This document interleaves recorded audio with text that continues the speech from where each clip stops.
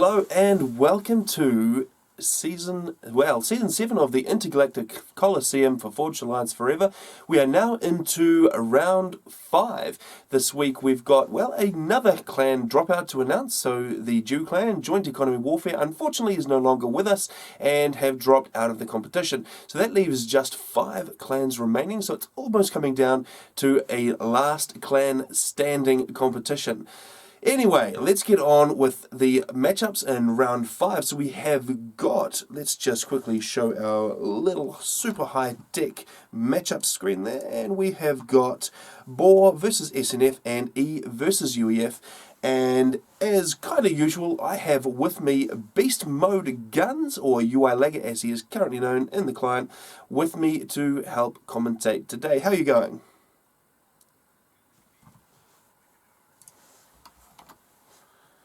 Excellent. All right.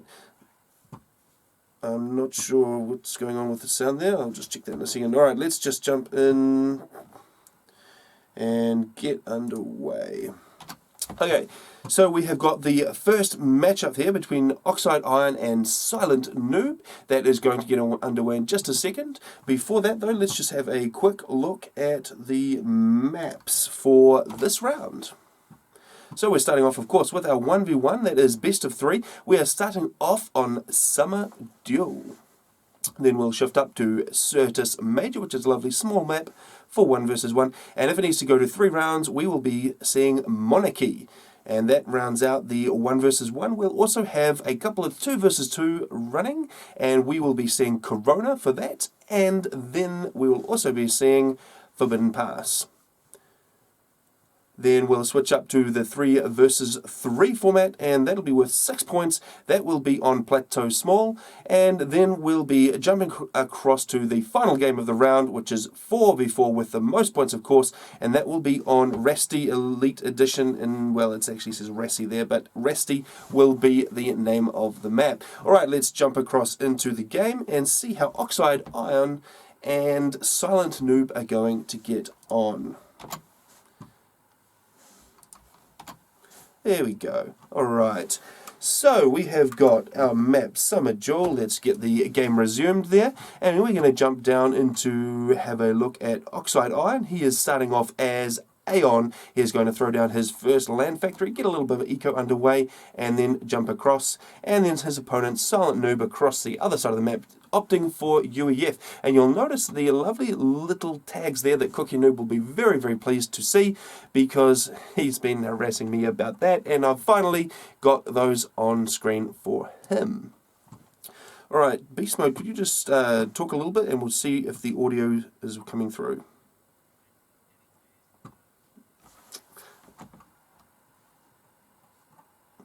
Okay, it looks like it's not...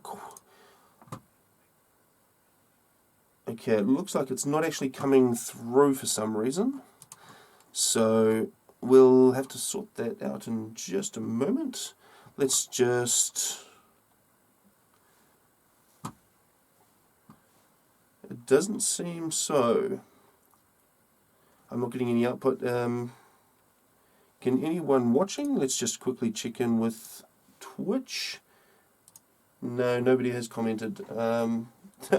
Okay, well, we'll just have a quick look at how this is going on. We'll sort that out in just a second. So we've got a Mech Marine out there for Silent Noob, and I'm just going to have a quick look at the audio here.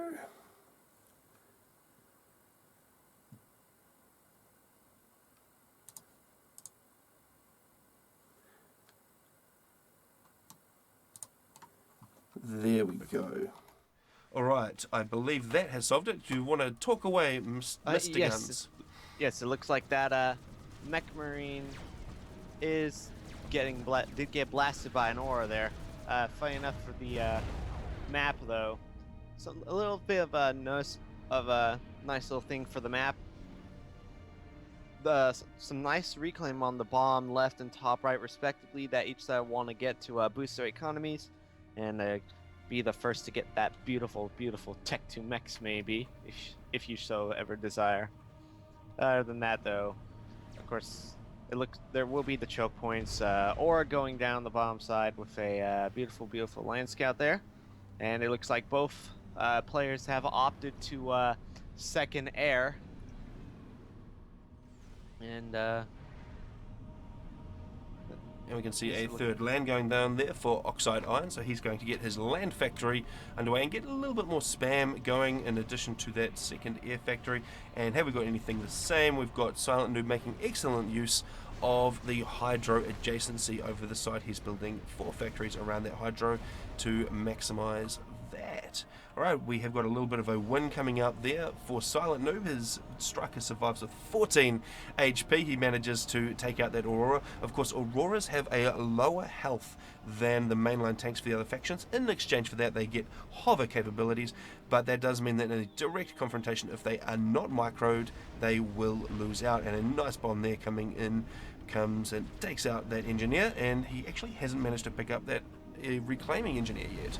So that is a little bit of a misstep with that bomber, perhaps because that's getting a little bit more mass into Oxide Iron's coffers. We can see a little bit of a mobile AA response there from Silent Noob. He has got a single AA out so far, and that's going to start peppering away at the bomber cruising overhead, taking out his engineers at will. Bomber's still Yes. going to work. Sorry, what was that? Yes, indeed, bombers are still hitting from both sides. So far, Oxide's bomber sitting at about 2 kills, and the bomber from Silent just being shot down by interceptors. Silent has a second bomber, but hasn't done anything with it. Another Aura is trying to go up on the right, on the top right, but not before that engineer can reclaim all the main rocks that are important. And there is a striker on the bottom left side trying to pick off a Tech 1 mech, but it doesn't look like it will get to it in time before it gets executed by Auroras.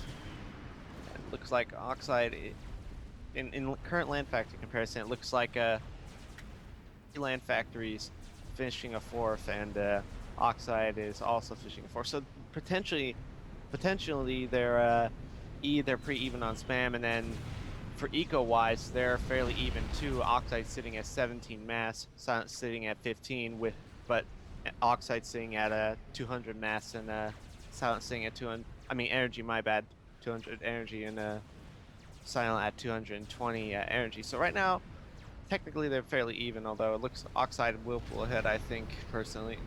Yeah, and it looks like this mix here is currently responsible for the difference because, of course, Silent Noob hasn't managed to claim it. And unfortunately for him, he's actually let the Aurora up here do quite a lot of damage. And most of his land forces are actually comprised of AA up in the north there. So that's not going to do too well against the Auroras. In fact, he could lose that entire squad to that single Aurora, including the engineer that's just going to try to build another mass extractor. So a little bit of a problem there. And engagement between the ACUs in the centre there, a little bit more support there for Silent Noob. He's going to do a little bit more damage to Oxide Iron than vice versa. The Auroras coming in for Oxide Iron, though, are going to be very handy. They can kite and kill a commander at the Tick 1 stage without any upgrades because they've got just that little bit more range, so he does have to watch out for those Auroras. These guys just continuing to pepper each other in the middle here, just going blow for blow with a little bit of support there from their T1 units. But at the moment, they've both dropped down into the yellow. Oxide Iron is looking slightly with 5,700 HP compared to the 7,900 of Silent Noob. So all things being equal, Silent Noob would just come out on top if they were to continue that. But there's quite a lot of support coming in here for Oxide Iron, who looks like he might be able to get just a little bit more T1 online at this stage of the game than Silent Noob can. And interestingly enough, for Silent Noob sent the majority of his units up the top and bottom, and he has few units in the middle, and his ACU is at risk of becoming exposed to Auroras. And the last thing you ever want to do is have your ACU alone exposed to Auroras. And now Oxide's going to take advantage of that and start pushing back. While Silent does try to push units on the bottom as well to do some sort of damage. We can see that range coming into play right now. Those Auroras are doing quite a bit of unanswered damage to the ACU of Silent Noob. He has taken quite a beating. He's down to 7,300, so he's still a couple of K ahead of Oxide Iron, but there are a very dangerous looking pack of Auroras on his tail, and I wouldn't want to be sitting in my base just taking fire from those guys right now. Well, as is, he's slowly been pushed back to his base, and we'll see how far he's pushed back before he tries to turn in a pushback. And of course, this particular second, an energy sword would go very nicely in his favor. The way auras have to group up to target at times, if he's able to get the jump on them. And anyways, of course, Oxide is building up more and more land factories, more land spam, and Oxide has some. An excellent air force as well. He's got quite a few interceptors online, which are going to shut down any air options that Silent Noob has, but also give him the ability to spam out a few bombers and do quite a bit of damage. The only AA that Silent Noob actually had was up in the north and has been completely destroyed, so he is running pretty shallow on anti-air power right now, and bombers would actually do quite a lot of damage to his T1 army. Yes, and there is a bomber coming out now. So at least yeah, I don't know if it's exactly your thing, but it is coming out to try and bomb the strikers. And Silent Noob is pushing forward once again. He's taking a lot of hits from the ACU and from all of those Auroras. He's fronting with the ACU, doing a lot of damage.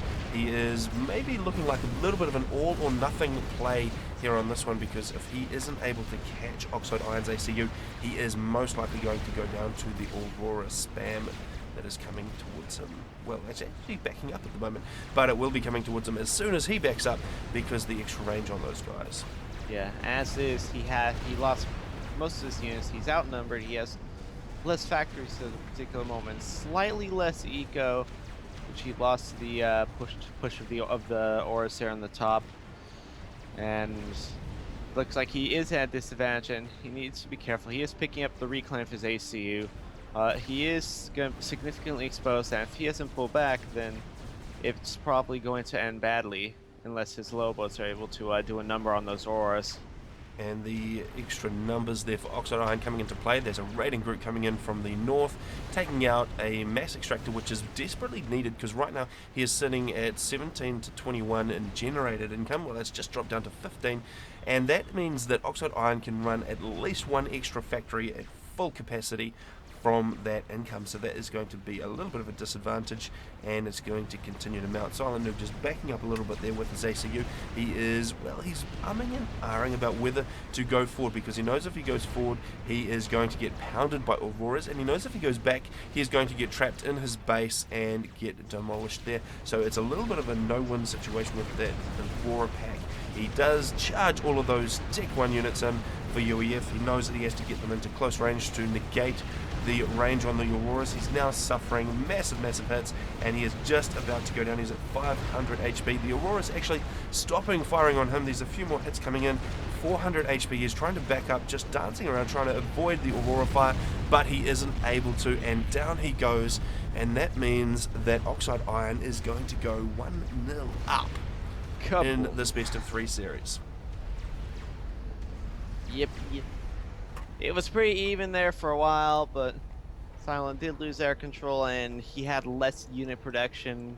I think his eco was a bit. I think he did hit a negative in his eco at some point. I don't think he was able to micromanage as well, but well, I am assuming there's less units on a similar amount of factories, anyways.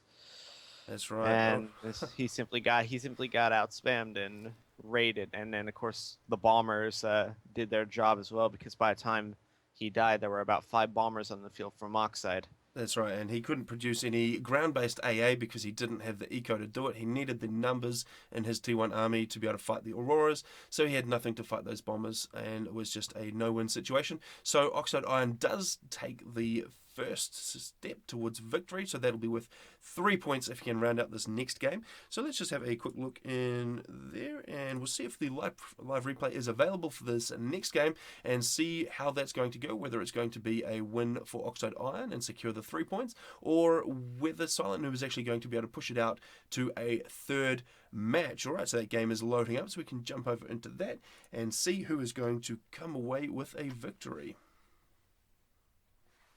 Right. And eventually it's going to load. There we go. And we are on Certus Major. So we are going to have a quick introduction of our 2 players that we've just seen, but we'll do it once again because it looks like they have actually switched up their races. And we'll have a quick look at Oxide Iron, who has opted for Cybran. He's going to throw down his first land factory, grab his core mixers, And then he's going to presumably head over to the Hydro and grab that. On the other side of the map, Silent Noob is going to come in as Cybran as well. He is going to do not quite the same build actually. He is going to get 2 of the core mechs. He's going to throw down 1 power generator and then head over towards the Hydro by the looks of it. Interesting map choice for a 1 versus 1. Yes, indeed. You've besides your starting bases, you got the expansions on your respective sites, which in 2v2 would be a teammate, and if you're not quick to claim those bases, you have to pick up all that mass and defend it from raiding armies early on, because it takes long enough for you to get to them that the enemy can have some sort of army to try and hit that if you don't take care of it. Personally for me, this is just not my one of my preferred maps, but it's just because I'm just shit at this map because it's so tricky and whatnot. Well, But yes. that I mean, is just- you have so much to worry about because there are so many different fronts. You've got pushes coming through from all sides. You have to worry about grabbing the mass in the center because, of course, there is a quantum gateway which both players usually rush for and try and reclaim because the mass from that guy goes a long way towards helping Yes. you back at home. And occasionally you can even capture that quantum gateway and start producing SACUs early on if you wish. But where that actually happens will be yet to see. Perhaps we should offer a prize for it. Someone who does it in ladder. That could be a ladder challenge. Indeed. Actually, is Serta still in the ladder map pool? I'm not sure if it is. I'll just check quickly. Alright, so we can see a couple of air factories going down there for Oxide Iron. So he is going to go a reasonably heavy air build. He has got a bunch of PGens planned as well to support those guys. And he's doing an edge build there with his ACU to get some land factories up on the hill and get a few engineers out there and start producing a little bit of land spam. We've got something reasonably similar coming in here for Silent Noob. We have got his first air factory done. We can see another air factory in the queue. A bunch more PGens to support those guys. And of course an edge build here of a couple of land factories to also produce engineers and to help make land spam. We've got a scout overhead from Silent Noob, so he will be aware of, well, the almost exactly the same sort of build order that Oxide Iron is employing. And he will be able to get eyes on the expanding engineer over here. And if he was able to get a first bomber out, which was an early bomber I should say, because it's going to be third at this rate, and he's going to be wanting to be careful with that interceptor, because if he flies a bit too close to the anti-air in the center, then he will lose it. Alright, we've got a couple of units coming in. We've got a Mantis out here of this first land factory. He is going to zoom across to the other side, presumably trying to do a little bit of raiding, but there is of course a counter raiding party over this side for Oxide Iron, which he is going to run into. The bomber here may make a little bit of a difference if that bomber can be used to maybe hit that raiding group, or perhaps it's going straight for the engineer to try and stop that expansion. And it looks like it is going for the engineer, and that is going to be a very nice play because it will shut down the ability to grab a land factory out here in the center early on for Oxide Iron. And in comes the bomb. Is it going to connect? The dancing engineer says no, it is not, and that is going to keep the bomber engaged for quite some time if he can keep that engineer dancing around. We've got a nice little build up of forces coming out this way. Well, actually is just a couple of Mantis so far and nothing else to follow it up, but that's a little bit more than the little bit of dribbling in force that Silent Noob is going to have. And aside from the increasing amount of Mantis, there is a second bomber on the way from Silent Noob, so he's going to try to kill as many NGs as possible on a map this spread out. If you can deny, you're going to get well ahead of your opponent. And he does manage to get that engineer that started building the land factory, which is a net win, but the ACU is not too far away. He will be able to roll in and finish off that factory, and of course he's going to be immune to the T1 bombers. Those T1 bombers going down to the interceptors for Oxide Iron, but not before it gets another bomb away and denies that far away mass point. So that will be a net win there for Silent Noob because he's managed to deny just a little bit more engineering power, and so far Oxide Iron has not been able to reach out onto Silent Noob's side of the map and touch him. Not in an appropriate way, of course, just an appropriate denial sort of way. Alright. Yes, and in the process denying Oxide his own bottom expansion for a longer period of time. And he's actually got a couple of Mantis parked up in there that managed to win out and get past. So those guys are going to be able to sit there and deny any engineers. In fact, I wouldn't be surprised if he took off on a roundabout path. We can see that's exactly what's happening. And they're going to run around looking for some engineers. They probably will get spotted by those interceptors, so Oxide Iron will be able to respond. But if they can catch another couple of engineers, then that will be a very well worth it investment for Silent Noob. Silent Noob just having to back up a little bit in the north here. He's just a little bit outgunned with those Mantis coming in. He does bring his ACU in, so that ACU will be able to push away any of this T1 that is straggling in at this point in the game. And how are we going for Eco?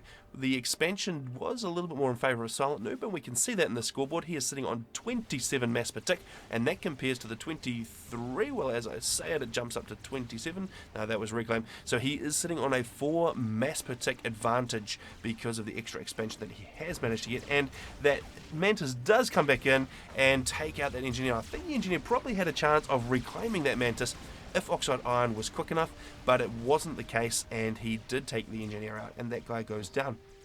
It's We've just got more and more asset denial.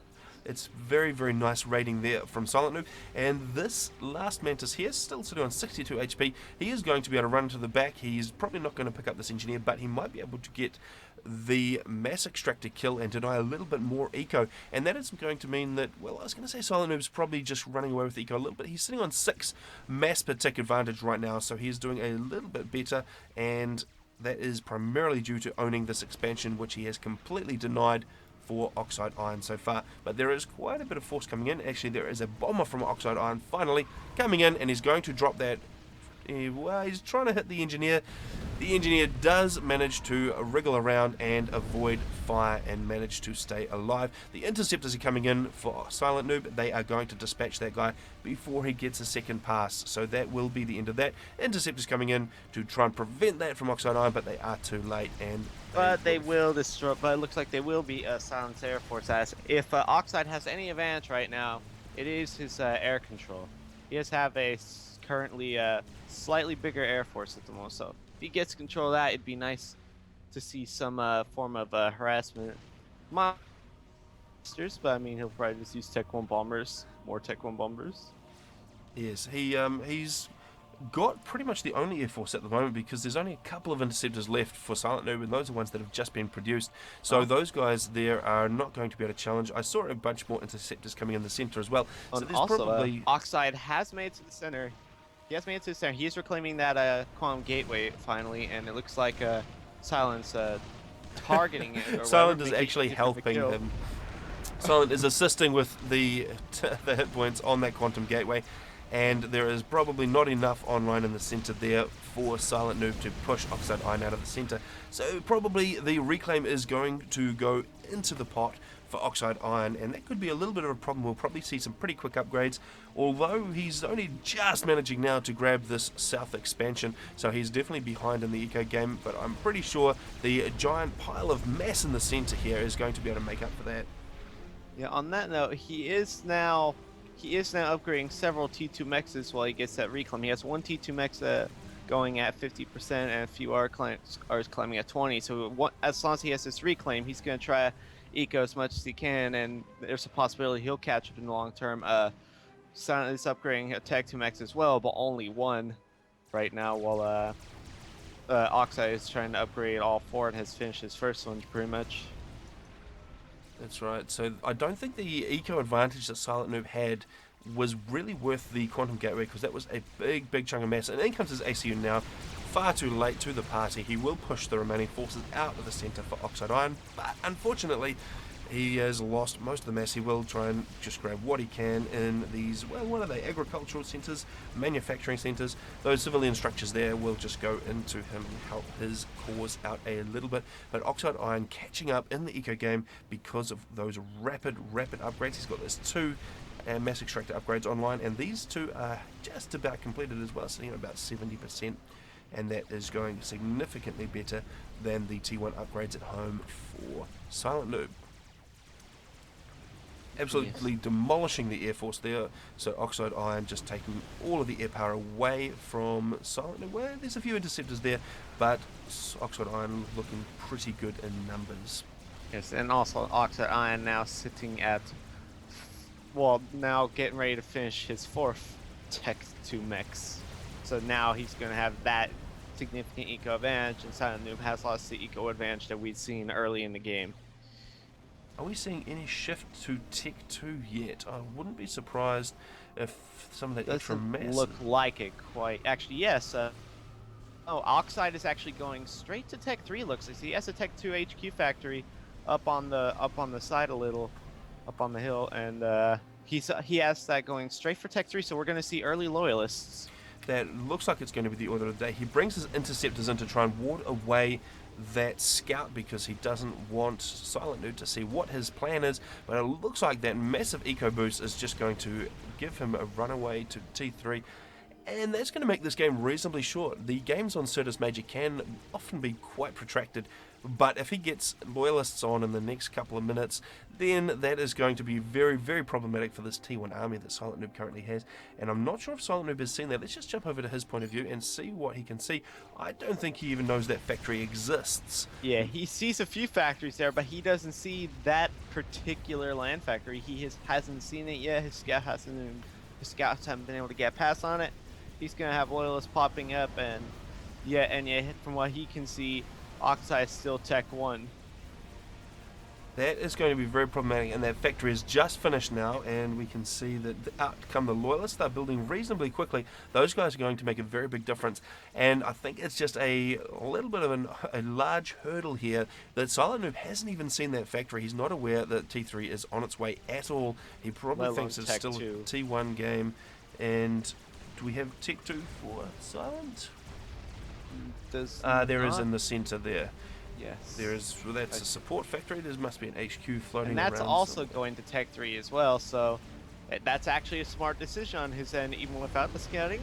Maybe it's just pure coincidence. Maybe it's sixth sense. Who knows?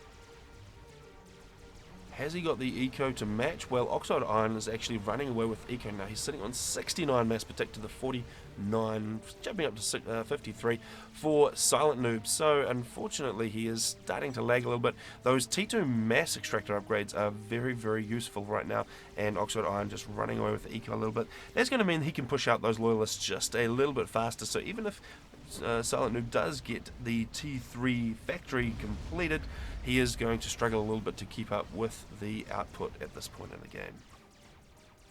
And what is... So it looks like Silent does have some Mantine transport. Maybe he'll go for a drop him of Oxide's expansions on the right side somehow. Looks like he's going to skirt around. He will try actually a few transports. There's the Medusas and Mantis as well. Yes. He will try to go for a drop, so we'll see how that goes, but that has yet to land yet. Looks like there will be... Looks like on the top left there will be a potential land push. The loyalists are going to go up on the top there, supported by the Manti that Oxide already has stationed there, and of course loyalists will be effective versus Tech 1 units regardless. So that would be a advantage for the inferior numbers. And it looks like Silent Noob is trying to back up now. I think he has probably just seen the loyalists for the first time, and he is aware what he is up against. He is going to back all those guys up, save as many as he can. There is a single Tech 1 point defense, which he's probably going to hide behind. He does have, well, there's one Rhino. He does bring in a Deceiver, so that will be a little bit useful in denying the intel at this stage, because they are not up to Omni yet. And that will mean that he can hide those guys a little bit, but the single Rhino in that pack is just not going to be enough to take out the... How many loyalists are in that pack now? There are five now. That is very, very dangerous. He's bringing the ACU in. That is pretty much his only option right now, because he needs to get the overcharge cannon online and into that pack of loyalists. Well, he is now starting to make his own loyalists, and he needs to move them to the top. And of course, his AC is also wings, so hopefully we'll be able to go for some overcharge as well as land army is still alive. I can't see this army at the top here lasting more than a few more seconds. Those loyalists absolutely ripping those guys to shreds. The ACU is coming in now. Wonder if he will be able to get a few overcharge kills in, or if the loyalists are just going to escape around the back of his base and cause absolute havoc. The loyalists, of course, being very, very speedy units, far speedier than the ACU that is trying to chase them down at the moment, and that is going to be a very, very big problem for Silent Noob. And it looks like, yep, looks like they will be because they will be circling around the hill to the top, killing off his top expansion. He does have a Tech 1 Mecha and 1 Tech 2 Land Factory. He won't lose too much significant, but his ACU does go in and gets an overcharge and several Manti, and Loyalists, and of course, meanwhile, the drop on the right side is taking its toll, it's going to be killing some of Oxide's Tech 1 Mexes as well, so they're trading an eye for an eye right now, regardless of the tech level of their units.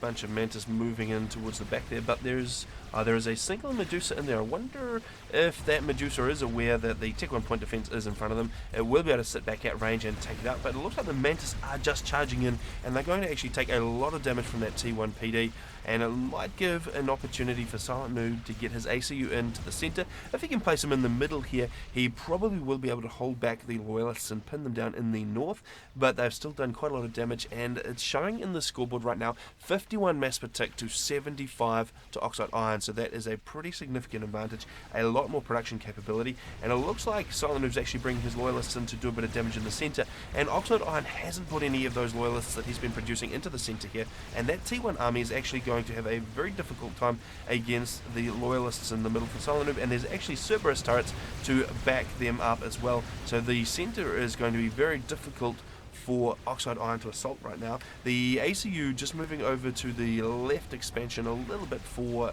Silent Noob. That is actually going to allow these Loyalists to come through, so I think Oxide Iron has spotted the ACU over there, and he is going to move those forces in. That could be a little bit of a misstep there for Silent Noob, allowing those Loyalists into the back of his base. He's got a single Loyalist back here on guard duty, and well, he's got one more in here. Those two Loyalists are not quite going to be enough against the 4 Loyalists and a couple of T1 units that are coming in. They dispatch that T1 PD. This is looking like a little bit of a problem here for Silent Noob. He has got a pretty significant force moving in through the PD and fake PD that he put up on the right here. Those guys are going to walk straight through. There's nothing to stop those right now. We've got more Loyalists coming into the back of his base, and we have got a pretty significant air engagement, and it looks like Oxide Iron is actually going to come out worse this time, and he's going to lose his air force. And that will be a shame for Oxide, because Oxide was starting to put out gunships and to ward off, and he did use it to destroy that Loyalist group that did come in. And of course, those gunships on the right side did kill the 3-point defense on the right side, which is that cracked Loyalist Mantis group there to move up on the right side as well, further decreasing Silent Noob's territory. And of course, that will actually be a problem for Silent Noob, because that's the side he has his Tech 3 HQ factory on. If he loses that, there's no way he'll be able to make a comeback. A very nice Loyalist drop down in the south there for Silent Noob, taking out a lot in that expansion there of Oxide Irons, but Oxide Iron is pushing very hard in the center. He's taking down one of those Cerberus turrets, another just about to go down. Well, actually, both of the others just about to go down. There is not much to stop those guys right now. There is a couple of Loyalists popping out of the factory.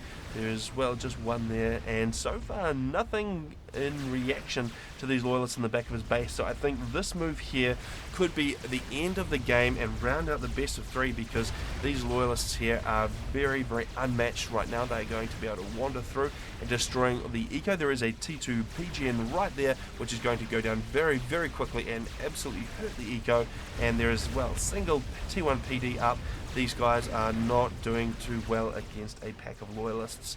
So that is going to eat through the back of Silent Noob's base. We've got these guys heading through this expansion, and Silent Noob can't move on the left either, because there is a bunch of Loyalists there. So it looks like the extra eco managing to do a massive world of good for Oxide Iron. He is coming out very much ahead in the Loyalist game. Let's just have a quick count up of Loyalists and see how many we have got. Well, there's only 6 for Silent Noob, and in contrast there are 27 for Oxide Iron, so a massive discrepancy there, and something that is going to be just a little bit too much to come back from, I suspect.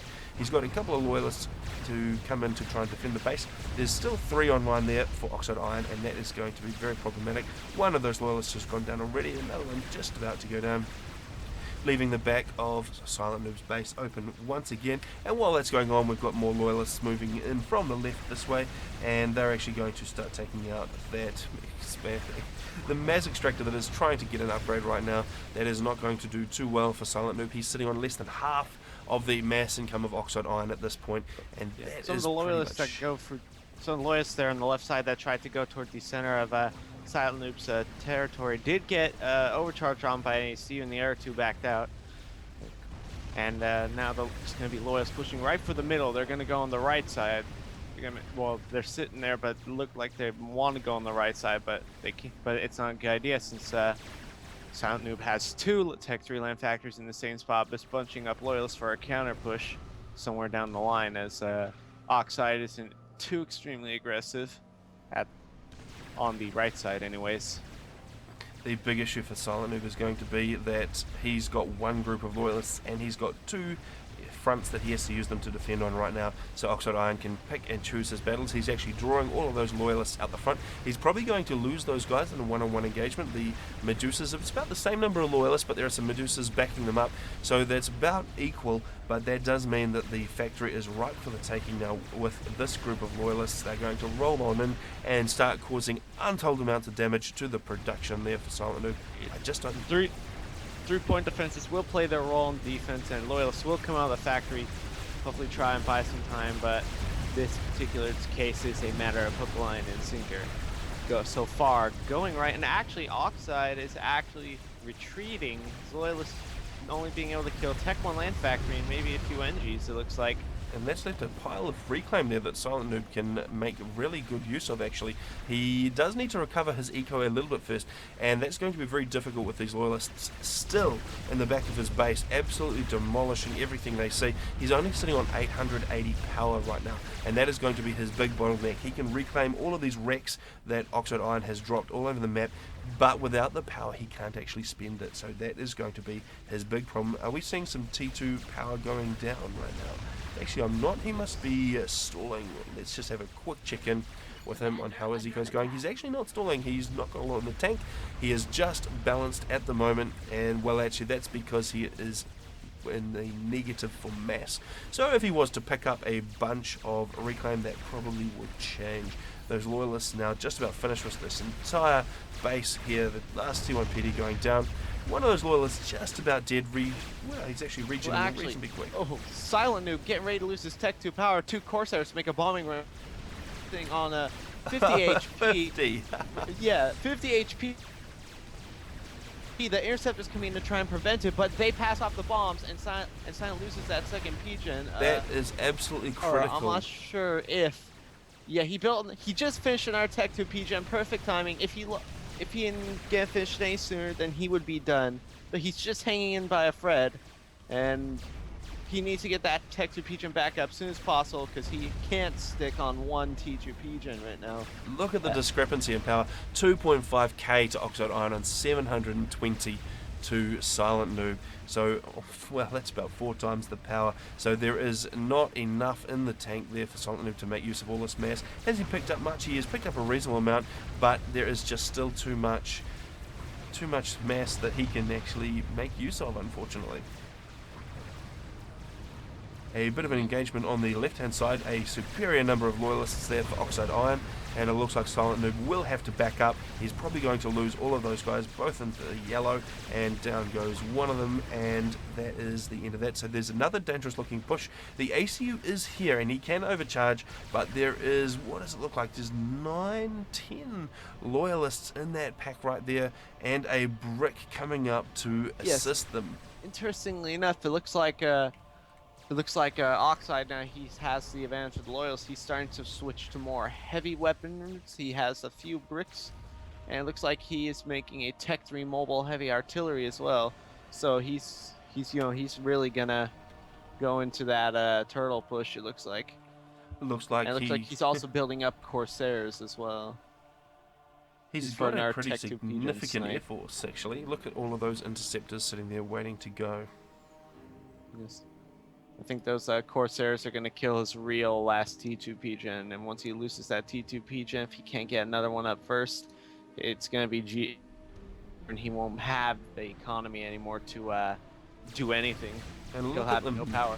main base there for Silent Noob in absolute ruins. There is just a few T1 PGens and nothing else. Well, there's a couple of mixers, but absolutely no production facilities, nothing back there. That is a bit of a problem for him. That is vacant eco, and 680, that's actually less power than he had before, so unfortunately losing Looks a like couple the more. Air Force from Oxide is going to be crossing the middle. He wants to get that Tech 2 PGen and end this game as quick as possible. Looks like. There is another Tech 2 PGen just about to, well, it's sitting at about 60%. The interceptors are going to come in and make sure there is no air resistance at all. The Corsairs come in, 3 Corsairs will take out that PGen in a single pass. That drops Silent Noob down to 180 power. Oh. Yep, he is now stalling at negative 1,000 power. He at this point, there's just nothing he can do. The differences are too big. He lost his A advantages he had when a real advantages he had when Oxide got that Quantum Gateway, and now he's just lost any power he actually had, and it looks like in a moment he's probably gonna meet his end to those loyalists coming up from the top. Not even enough power for overcharges. He is just going to take a buttload of damage from those loyalists and just drop down very, very quickly, and out he goes. So down goes Silent Noob. Once again, and that will be the end to this BO3, I think, between Oxide and Silent, as Oxide did win the last one on Summer Duel as well. So that will be the end of this one. The victory for this particular BO3 will go to to the BAW team in a flawless victory on the particular BO3. That's right, so we've just seen Oxide Iron dismantle the gameplay of Silent Noob and taking it out 2-0 in the best of 3, and that is worth 3 points towards the clan totals for the IGC Season 7 that we're currently watching. So if anyone doesn't know, it is a clan versus clan matchup, and each week we see one clan versus one clan, and well, we see 1v1 clan matches. And then we see 2v2, 3v3, and 4v4s as well. The points going into a total which will be tallied up at the end of the season to find out who is the best clan and who gets the bragging rights at the end of it. All right, we're going to see who we've got up next. All right, let's just jump. I am checking the replay vault currently once it wants to unfreeze. I will see.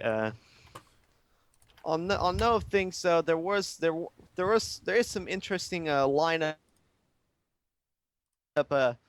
interesting things to note in the lineups of SNF and BAW this weekend. As of after last weekend, Chosen has dropped out from the SNF lineup, and if he was in it, he would have, but he hasn't. So instead, that's where Silent ended up playing, I think, and I think Hungry would have played either way. And another interesting point. For the first time in this tournament, Zock has taken the field this weekend, playing the 1v1 against Congreve, aka Dumb Noob. So we are starting to see more of some of BAW's other top players starting to appear yet. Zlo still hasn't made an appearance yet, but he has one more week for that to happen in the semi-finale between BAW and Empire. Right. Followed by the grand finale of Empire versus Vor, which ironically enough was the first round. All right, so the next one that we're going to go to is another best of 3 for 3 points, and this time it is actually Zock. So this is the first time we're seeing him play in the IGC, and so he's going to go down against Dumb Noob, I believe it is. So we're going to jump in now and see how those guys are going to get on. So the game is loaded up, so we can jump across into that and see how Zock is going to fare in his first appearance in IGC Season 7. On Summer Duel versus Dumb Noob. Alright, so we have got Zock in his customary orange colour. He has opted for Aeon, and that is going to get the extra range of the Auroras, I think, into play for him. So he is on the right hand side there. He's going to throw down his first land factory. We can see the core mixes. There's an extra P-Gen, and he will be moving on that Hydro. And his opponent, Dumb Noob, has also chosen Aeon to get the exact same range advantage with the Auroras. He is going to do almost exactly the same build here. He is going to throw down a single extra P-Gen and then move out towards that Hydro. Alright, so last game we saw Oxide Iron managing to win out with the range on the Auroras, but this time actually both these guys are going to have that exact same capability. Which will keep them evenly matched. So we probably won't see quite the same level of, well, the range advantage that Oxide Iron saw over Silent Noob. So it's going to come down to how much spam these guys can push out. And actually last time we saw second air for both of them, and are we going to see the same thing? We're seeing that for Dumb Noob, and it looks like Zock will be opting for a third air rather than a second air. Yeah, I think he wants to get more raiders, more raider units out, because if he can, denying every mechs on this map after all, since this is a map with a few mechs points, this is a point of expansion denial, because every last mechs counts in a map. We have this few mechs is this spread out. That's right, so we've got the 4 core mixes, which is enough to run a couple of land factories, but you need to hold on to these expanding outlying mixes. So those two there, they're going to produce enough to run another factory, and we've got a couple more to run another factory. So these guys really do need to hold on to those expanding mixes in order to keep their gameplay going. We can see a first flare out there from Zock running around the side. The scout just popping into the middle. He will be finding out what he has got to kill. The scout will run into an Aurora though, and he's currently shielded just by the terrain there. The brow of the hill saving that scout and allowing him to sit there and give radar coverage. That will mean that the flare comes in, but unfortunately the flare will run straight into the Aurora, and that is not going to go down particularly well. Auroras do need radar coverage, of course, because their gun range is slightly larger than their vision range, and the radar coverage is there for Dumb Noob, so he will be aware of that flare. The flare manages to get the scout, but then it goes down to the Aurora. We've got another raiding party coming in here. This time, well, it's another flare, and that's going to run straight into another Aurora. We'll see if that goes down the same way. It looks like Zock might be hitting those guys up into the corner just to take out any expanding engineer that might be trying to grab the mix. He thinks better of that and brings them in this way. He's trying to micro to avoid the fire of those Auroras, but there are 3 Auroras, and that is going to be a problem. So there's actually an awful lot of land spam out, and it looks like Dumb Noob actually accelerated the factory building for his, well, he's actually sitting on 3 land, so he's not going for air just yet, and that is why he's got that significant land advantage. And in comes a bomber from Zock. That bomber, of course, being able to do a lot of damage. It is going to land straight on that engineer, take him out, so that denies that top mix for Dumb Noob. And of course the bombs from that bomber are going to be able to take out Auroras in a single pass, so that will do an immense amount of damage to the T1 army if he manages to get overhead. That bomber taking a lot of fire from T1 AA, and he will go down momentarily. There's actually a second bomber out for Zock. He is maximizing use of the only air factory on the map, and that bomber is going to actually fail to drop. Interesting.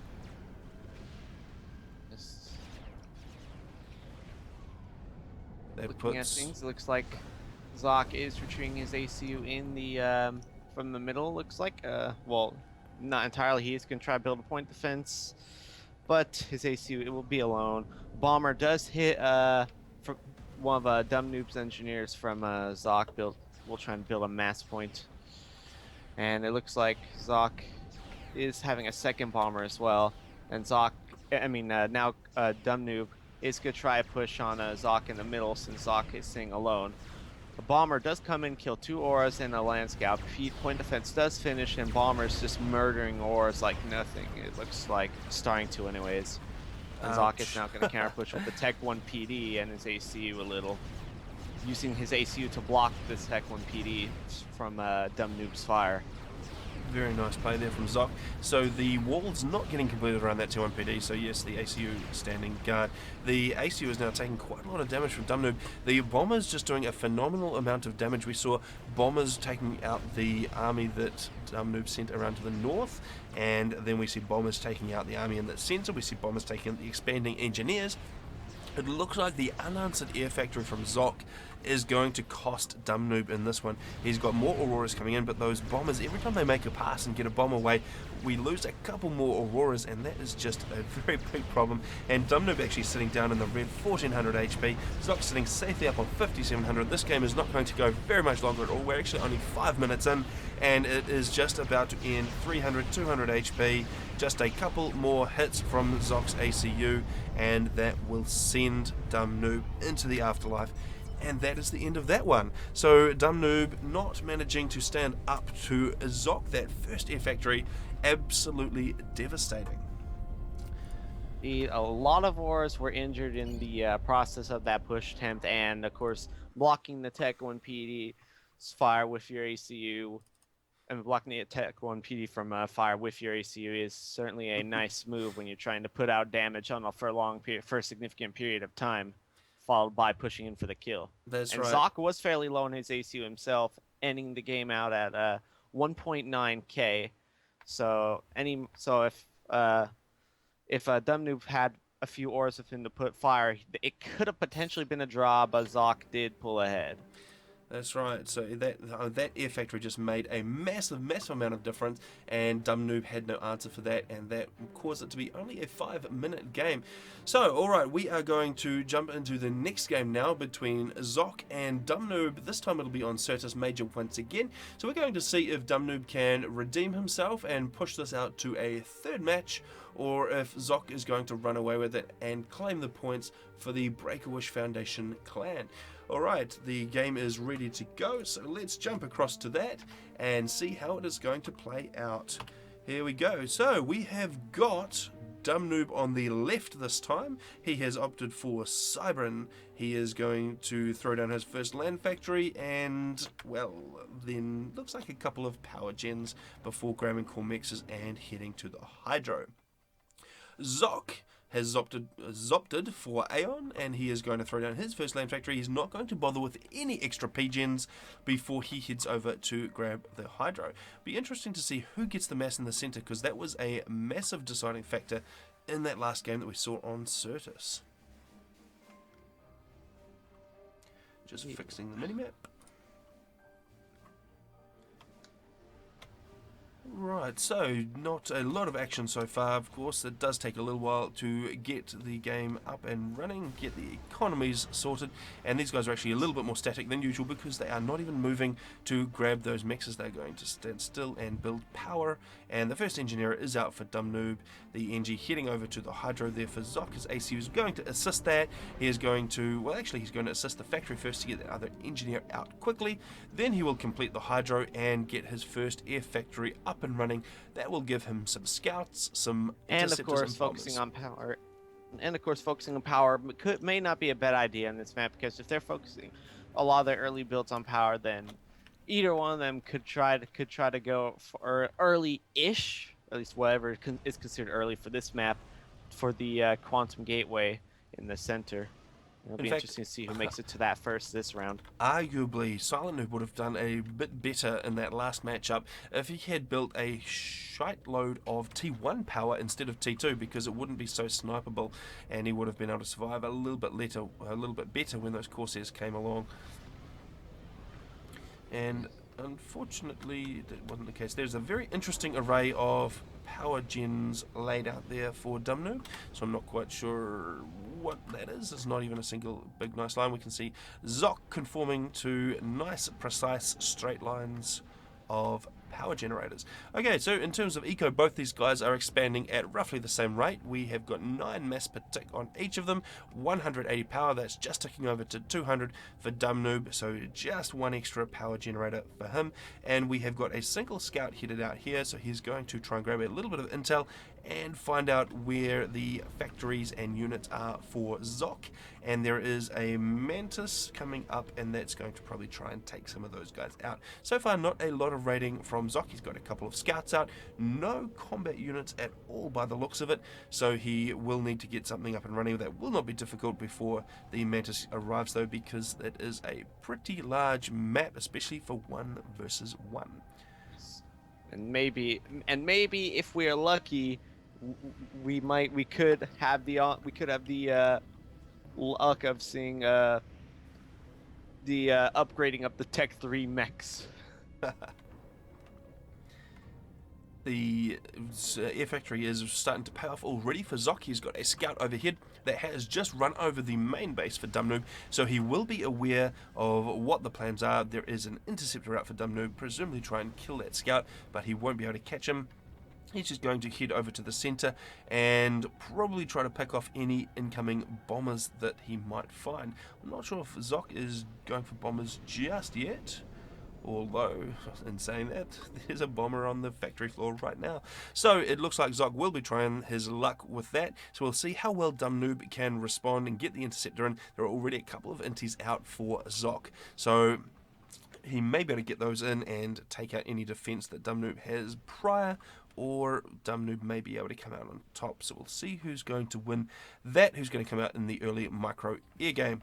We've got a number of units wandering across the map now for Zock. He's not really got too much semblance of an army. He's just got a couple of Auroras floating around casually, just trying to make a nuisance of themselves. There is a little bit of a stream coming in now from Dumnoob, leading with the Mantis. He's going to run straight into the Auroras. Now, the Auroras here don't actually have much radar coverage. There is a scout following up. He will be there soon, but if the Mantis comes in and there's no radar coverage for the Auroras, that could be a problem for Zock. He will manage to get that in time, though, so that is not going to be a problem for him.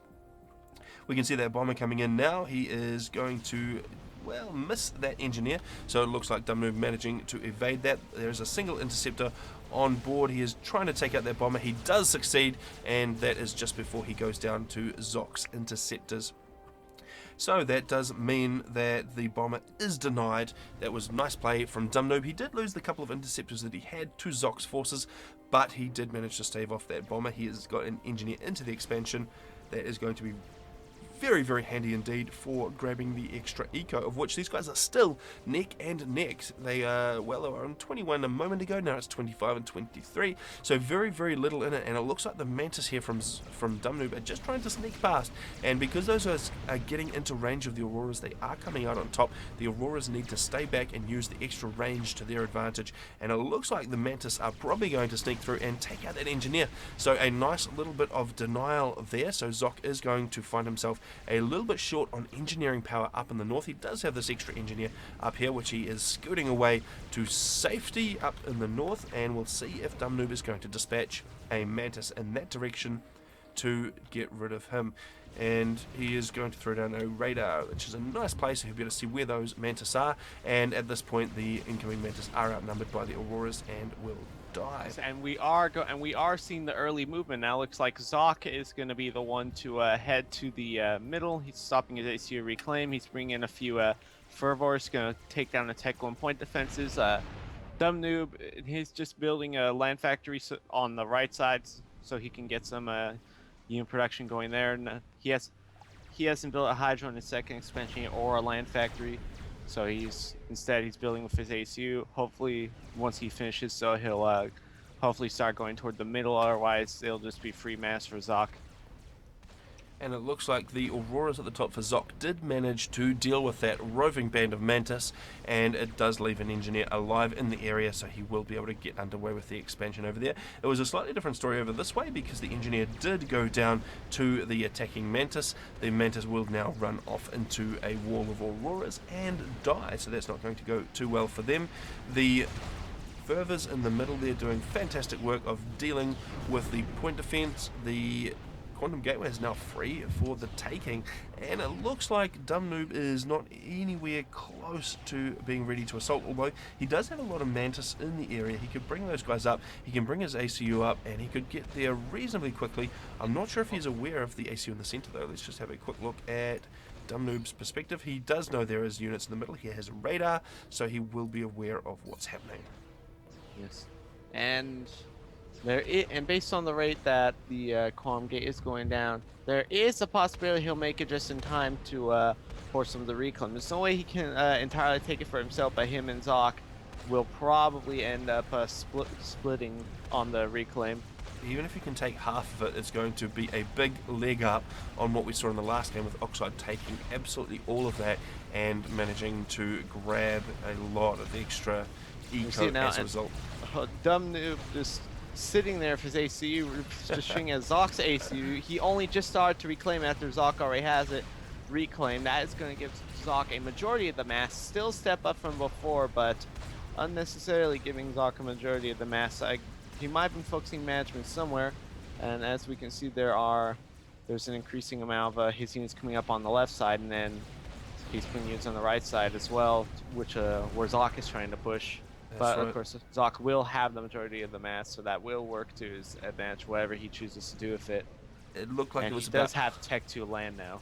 It looked like it was about halfway through the reclaim process, so it'll probably be about 75%, 25% split in favour of Zock from that Quantum Gateway. There was a nice bit of raiding down in the south here from Dumnoob. He managed to deny a reasonable amount of mexes and everything like that, but he is going to run into a superior force of Auroras now, and those Mantis are going to go down. So Zock has definitely got the superior forces on the south border there.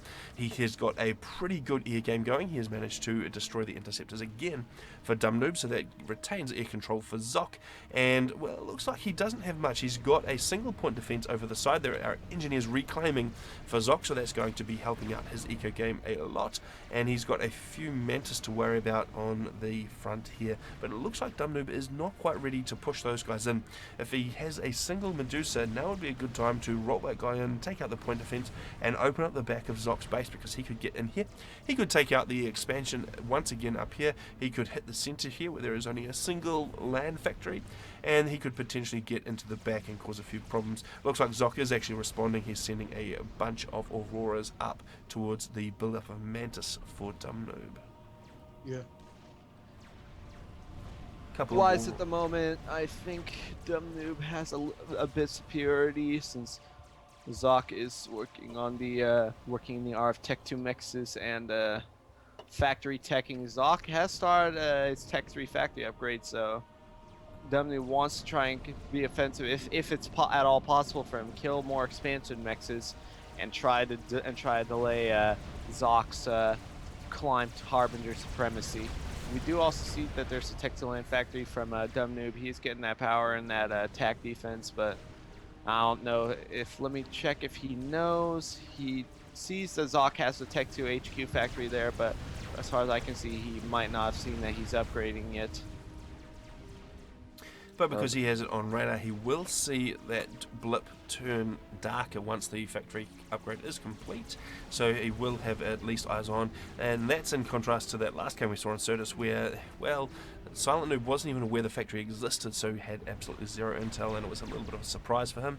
So it does mean that Dumnoob is maybe going to be a little bit more prepared for a Harbinger rush this time, although he does need to shift up to some slightly more substantial units, because the Mantis that he's got at the moment are not going to stand up to Harbingers particularly well. Looks like Dumnoob just hanging out in the centre here with his ACU. He is Cybern, so I wouldn't be surprised if we saw a little bit of tech missile play at some point. I'm not sure that he has even got tech missile defense up. Well, he's actually got some there above his power gens, so those guys will be protected. He doesn't have any tech defense on his core mixers, so he does want to make sure he gets that online just in case Zock decides to throw a cheeky tech missile, although Zock is currently sinking all of his economy into that T3 upgrade, which is just about completed. So that is going to be online very, very shortly, and we're going to start to see Harbingers roll off. And speaking of economy, though, looking at economy, Dumnoob actually has the advantage over Zock at the moment. 73 mass to 55 mass between Dumnoob and Zock.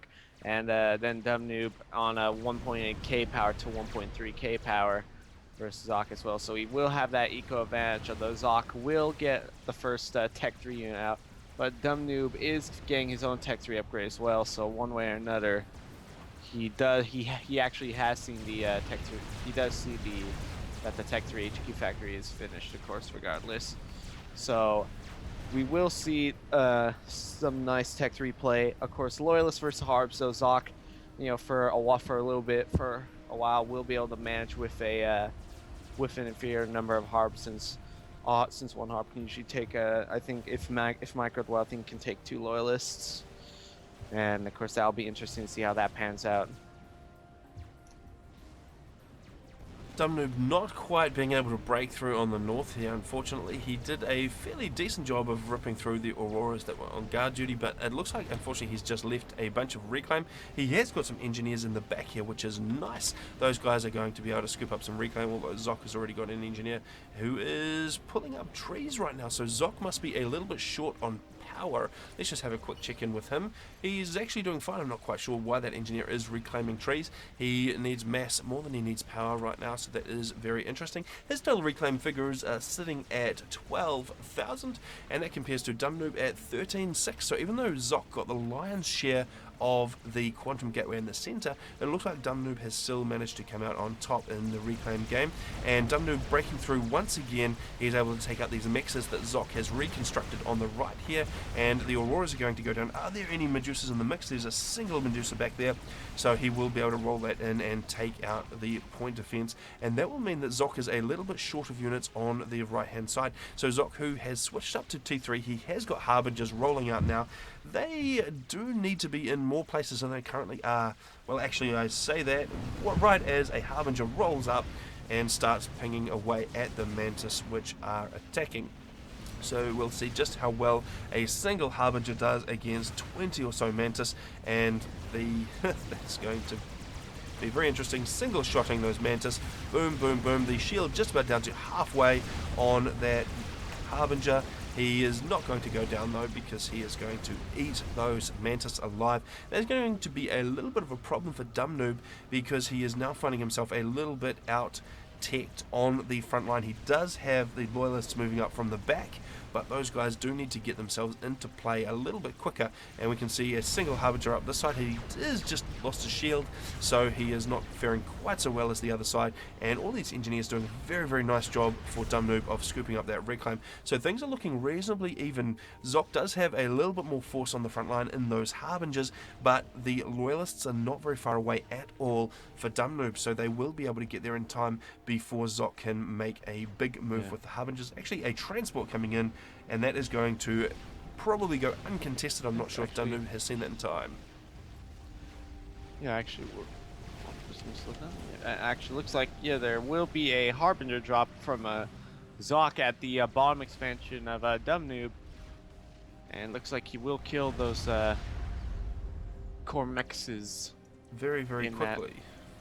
But of course, there's only Tech 1, so it won't be too much of a loss, but it will hopefully even out the mass amount, since Dumb Noob has had a superior amount of mass to a Zock for the majority of the game. And it looks like he's sitting on about 6 mass per tick, but as I say that, Zock manages to complete a little bit more upgrade. He's on, well, I think there's probably 77 generated income there to the 80-ish of Dumb Noob, so not a lot on it in it. And in fact, another T1 mech's about to go down for Dumb Noob, which was cheekily on Zock's side of the map. Now the Loyalists are in play here for Dumb Noob, and that is looking a little bit dangerous for Zock, because he has destroyed the Harbinger that was on guard duty. He's going to run through, take those mexes out, and he has got how many Harbingers in that, how many Loyalists? There are 3 Loyalists, and they're going to come up against the 3 Harbingers up here, plus they've got a load of T1 and a bit of T2 to help them out. The other side, there is Dumb Noob's ACU on the front line. He's going to wander on in and probably overcharge that single Harbinger, and that is actually going to open up this side here, because that is not going to leave a lot in terms of units for Zock.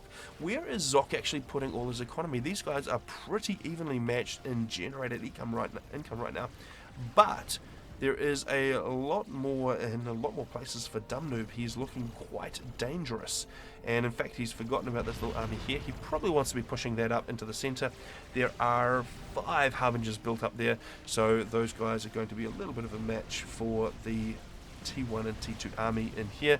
And, well, I think with the Loyalists, probably Dumnoob would just come out on top as long as he manages it properly.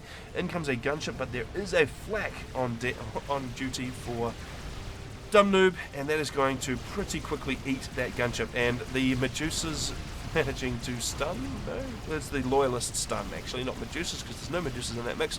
The Loyalist stun doing a fantastic job of stopping those Harbingers and allowing them to take extra fire. It looks like all of the Loyalists have gone down now, and actually not managing to do a huge amount of damage to the Harbingers. And the Harbingers are just having a field day, basically. A few Manti do slip through, but next Harp to come out of the factory can pick them all off. It looks like Zock is now going to take this opportunity on the right side to launch a sort of counter-offensive. Now he's destroyed the main offensive force for the time being. And a few gunships are going to help him spearhead the way in the meanwhile. Zock's still making an absolute nuisance of himself down in the south expansion there. He has got that Harbinger taking mixes out. There is a brick on duty for Dumnoob though, so that brick is going to dispatch the Harbinger. That will be the end of that.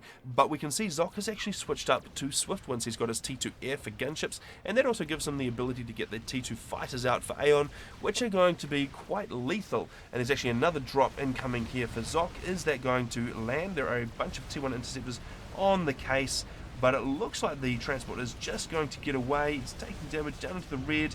Down goes the transport, and just in time, the transport goes down and denies Zock that drop. That would have been quite deadly. All of the engineers, all the eco in the back of the base here would have been extremely vulnerable. And that is a good save there from Dumnoob. It keeps him going. These Harbingers on the right, though, are looking very dangerous. There's still nothing really to contest those guys. There's a couple of bricks, but the rest is just T1, and that is going to go down very, very quickly to those Harbingers. It looks like Zock not paying too much attention to his Air Force. His Air Force has landing in front of the army on the top. He is losing a few interceptors. He has a pickup. It didn't look like he lost any swift wins, so good timing for him. Otherwise, he would have lost some of his areas, and that could have hurt him later on in a possible comeback. Harbingers are pushing on that bomb though towards the mid. They have killed one brick, microing away from some Manti. They'll probably blast the second brick as well. There's actually 3 bricks coming in as well. And of course, 3 bricks versus 3 Harbingers. 3 bricks usually take it. And it looks like Dumnoob is going to be focusing more on bricks, because if he just makes Loyalists, then he will cave to Zock over time. Zock's still playing very well in the air game. He's got definite air control right now. Those swift wins mean that there is not a lot that Dumnoob can do, and that does mean that Zock is free to, well, what could we see in the air game here? He does have the option of Mercies, but I think there's probably just a little bit too much ground-based AA for him to make use of those guys. Yes, he's still going to make use of gunships, especially since Aeon doesn't have access to especially considering, to be honest, it's basically its only real option since Aeon don't have access to a fighter bomber like the other factions. So it's either Mercies, gunships, or Tech 1 bombers right now, unless he tries to go Tech 3 air. Interestingly enough, though, it looks like he actually is starting to make a Mercy. He's going to try and build some Mercies, and he is going to try something. Who knows what? On the top left, it looks like Dumnoob's ACU is hanging out there. He does have 1 flak there, and he does have a flak there, but all it'll take to lose that is for those Harbingers to push up, assuming those Harbingers don't even kill his ACU. That's right, and I don't think that Dumnoob will be expecting Mercies just at the moment. He probably wants to throw down a little bit more T1 AA. Of course, the higher muzzle velocity on T1 AA just a little bit nicer to take out Mercies, and actually he's backed up just a bit too far with his forces, and he has let that flak go down to the Harbingers. How many Mercies has Zock got so far on the field? At the moment, he 3, only 4. has... There are 4. There are enough to if take there out are the... 3 Oh. coming in at the moment, and the Harbinger's pushing as well, this is going to be it. There is one going down that hits Dumb Noob in the face. A second one brings him down to 7,700. A And the third Harbin one and fourth will one, pick it up. 0 HP And remaining. the Harbingers will pick it up. Oh dear, a complete lack of AA there for Dumb Noob. He had a Not to single mention the flak. Air Force just being out of the way. He managed to have a decent amount of T1 AA back here, but unfortunately it was just not anywhere near the ACU, and down he goes. Well, very interesting there. Alright, let's jump. Alright, so we saw there a nice little maneuver there from Zock, a very well executed destruction of the only flak near the ACU, and managing to destroy the ACU. Very interesting. Yes, so, that is actually a good move on Zock's end, because due to the general Aeon versus Cybern Brick versus Harbinger matchup, Zock would have had to either make an experiment or go Tech 3, and if he was able to just get that snipe off, then the game for him would have been extended and more difficult for him to deal with. That's right, but Zock managing to cut that short, and he takes it out and gets the win. So that, of course, was the second game of the best of 3 in 1 versus 1 for Intergalactic Colusseum, and Zock managing to win that out for the Break-A-Wish Foundation clan, which means that Break-A-Wish now scoring very well off the SNF Special Noob Forces clan, taking out both of the 1 versus 1s for a maximum of 6 points out of those guys. Alright, what we might do is just carry on with our SNF versus Break-A-Wish coverage, and we'll jump over into Nexus of Reality and Mephi going up against Cackety Cack Noob and Pappy Noob. Alright, let's go and see if we can find those guys in the replay vault and see if we can get a game underway. So that is going to be on Corona, and I can see that in the vault. Let's hope it is not corrupted and that we can jump into it, and so far looking good. We'll see if SNF is able to claw any points back from the BAW clan or whether they're going to go down. And well, I mean, Mephi, he's proven to be pretty dangerous in games like this, so it'll be interesting Nexus to see how this also turns out. proving very capable in the team games as well. That will be quite the strong team matchup. Alright, the game is ready to go. Let's head on in and go. Okay, so in the north we have the SNF clan Special Noob Forces, starting with Pappy Noob. He has opted for a nice lilac color, I should say. He is Cybern. He has thrown down a first mix, which is interesting. He's opting for the Land Factory second, and then he'll get power generators and get the rest of his eco underway. Assisting him will be Cackety Cack Noob. He is going to throw down his first Land Factory, so no first mix for him, and he will get the power underway. He'll get his core mixes, and then he'll shoot over and grab the Hydro. Facing off against these two, we have got Tagada. Okay, is that a quick change up in the lineup? Interesting. Okay, so he is going Cybern, and he is going Grey, and he is going to get his first 4 core mixes after the Land Factory, then go after the Hydro, and of course, last but not least, Mephi, opting for UEF this time. He has gone for his core mixes, and then grabbing the Hydro. Alright, so we are on Corona. This is not flooded Corona, so we're not going to see water and boats in the middle here. We're going to see land, and a little bit of air. Okay, so predictions. Of course, one thing about Corona does have a lot of rock reclaim. If you do the control shift, there's large amounts of increased amounts of it in each would have been a 4v4, and then the rest just spread all over the place. So that is going to be plenty of reclaim, and I'm sure we'll see a lot of fighting over that, if anything, over the main piles on these sides and center. That's right. Now, I'm just looking back at the lineup, and it was supposed to be Nexus accompanying Mephi in this, and actually, I can see Tagada was supposed to be with Blast Chilled, so it looks like these guys have just swapped it around a little bit. We'll have to check with the coordinator, Mr. Stups, and make sure that that is not a problem, and we'll carry on. Okay, let's look at Mephi's expansion. He is coming over this way. He is grabbing the extra spawn point, because of course this is often a 4v4 map, and so there is an extra spawn point available to both these guys. They're going to head over there with engineers. They're going to grab the mixers, grab the extra hydro. That's going to be very, very helpful for the early air to have 2 hydro generators, and of course the extra core mixers is going to get the economies underway pretty quickly. We can see that we've got 19 for Pappy Noob, 21 just clicking over. We've got 17, 19 for Mephi, and 17 for Tagada, and 17 for Cackety Cack Noob. And I was seeing Tagada was just dropping down and mass income there, so probably a bit of a power stall, and that's probably due to getting this bomber out the door. It is now heading up towards Cackety Cack, and he's going to try and do a little bit of damage. And I'd just like to point out that Nexus has just confirmed that Tagada and him switched to avoid a potential match overkill, so there would be more of a challenge, so he's probably going to play with Blast Chilled in their 2v2. Very instead. good. Hopefully that'll give us a little bit more exciting gameplay, which is of course what we want, so let's hope that comes out. And it looks like Cackety Cack has managed to grab an interceptor on the tail of that bomber and take it out without it doing a single ounce of damage. So a nice pickup there, and a little bit of a wasted resource there for Tagada, so that is going to help out Cackety Cack just a little bit. We've got a couple of Mantis coming into contact with a single Mantis, and that is going to of course favour Tagada and give him a slight win there in that first little engagement.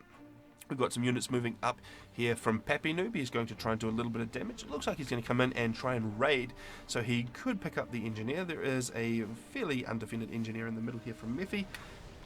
That could go down reasonably easily to those raiding units. Pappy Noob choosing to sit back at base. He's still got his ACU building back at home.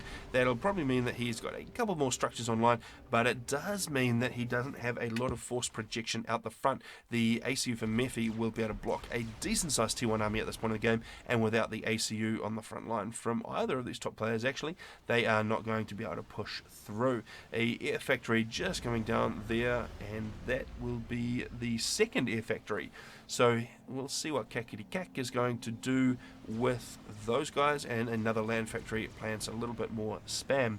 So far it looks like Tagada is managing to get a reasonable amount of spam out. He has got 3 land factories and a 4th one just going down, and a 5th one over here just about completed as well. So that gives him a reasonable capacity for spam, and that compares to, well, there are 3 land factories online, a 4th going down, so not quite as much in terms of land factory capabilities in the north there. Pappy Noob looking very dangerous with T1 units sprawling all over the map. They are just coming down looking for targets. These guys are going to come in, they're going to find that mix, they might be able to find the engineer. There is a scout with them, so they will have radar coverage on that guy. We'll see if Pappy Noob is paying attention and manages to go over and take out that engineer. We've got a couple of strikers coming in here. Those guys are going to run into the Mantis. There are more Mantis online here for Pappy, but the strikers are grouped together, and if they hit the Mantis one-on-one, they will be able to win out. So we'll see how that turns out. Although, yeah, actually, funny enough, it looks like it's a 3v3 at the moment there, because Pappy Noob is not gonna focus his Mantises to his striker, so he is gonna bleed a few Mantises, but he is gonna pick up an engineer there if the R2 Mantises on the side where the R1s take on the strikers. And that is gonna, hey, a dead engineer is a good engineer if you're the opposing team. That's right, so, and he's got the 2 Mantis there. They will be able to take out the 1 striker that's coming in. And interestingly, there is actually a transport coming out, so a courier flying overhead that will have actually just been spotted because Pappy Noob just happened to have Mantis and a scout in the area. We'll see where those guys are going. They are heading up here to sneakily grab this plateau, and that could be a really annoying little move there for Pappy Noob, because if he puts down a bunch of mobile artillery on that plateau, they're going to be able to rain down fire pretty effectively and just cause all sorts of problems. So there are 3 engineers. Or even just a tactical missile launcher. I need to check, but they might be able to hit, if they're a real tactical missile launcher, they could probably hit all of their respective mexes. I think they can hit over that hill.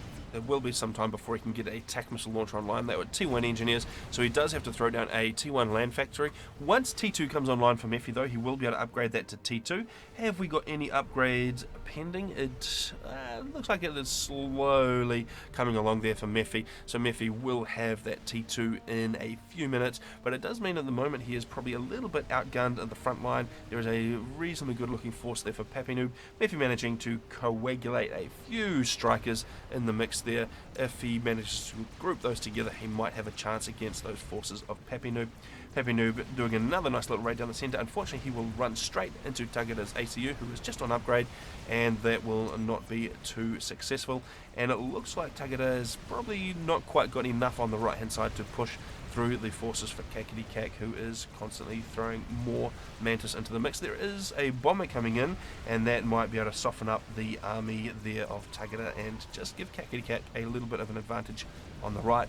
It looks like Pappy Noob is going to push right through. He's got the Mantis numbers to break through initially, but I think there's probably just enough strikers back here to take those guys out as they filter through. Yeah, and of course more strikers coming out as well, so while he'll get the initial advantage, he will lose on Mephi's ability to reinforce with how close all his factories are. Very nice interceptor numbers here for Kakity Kak Noob.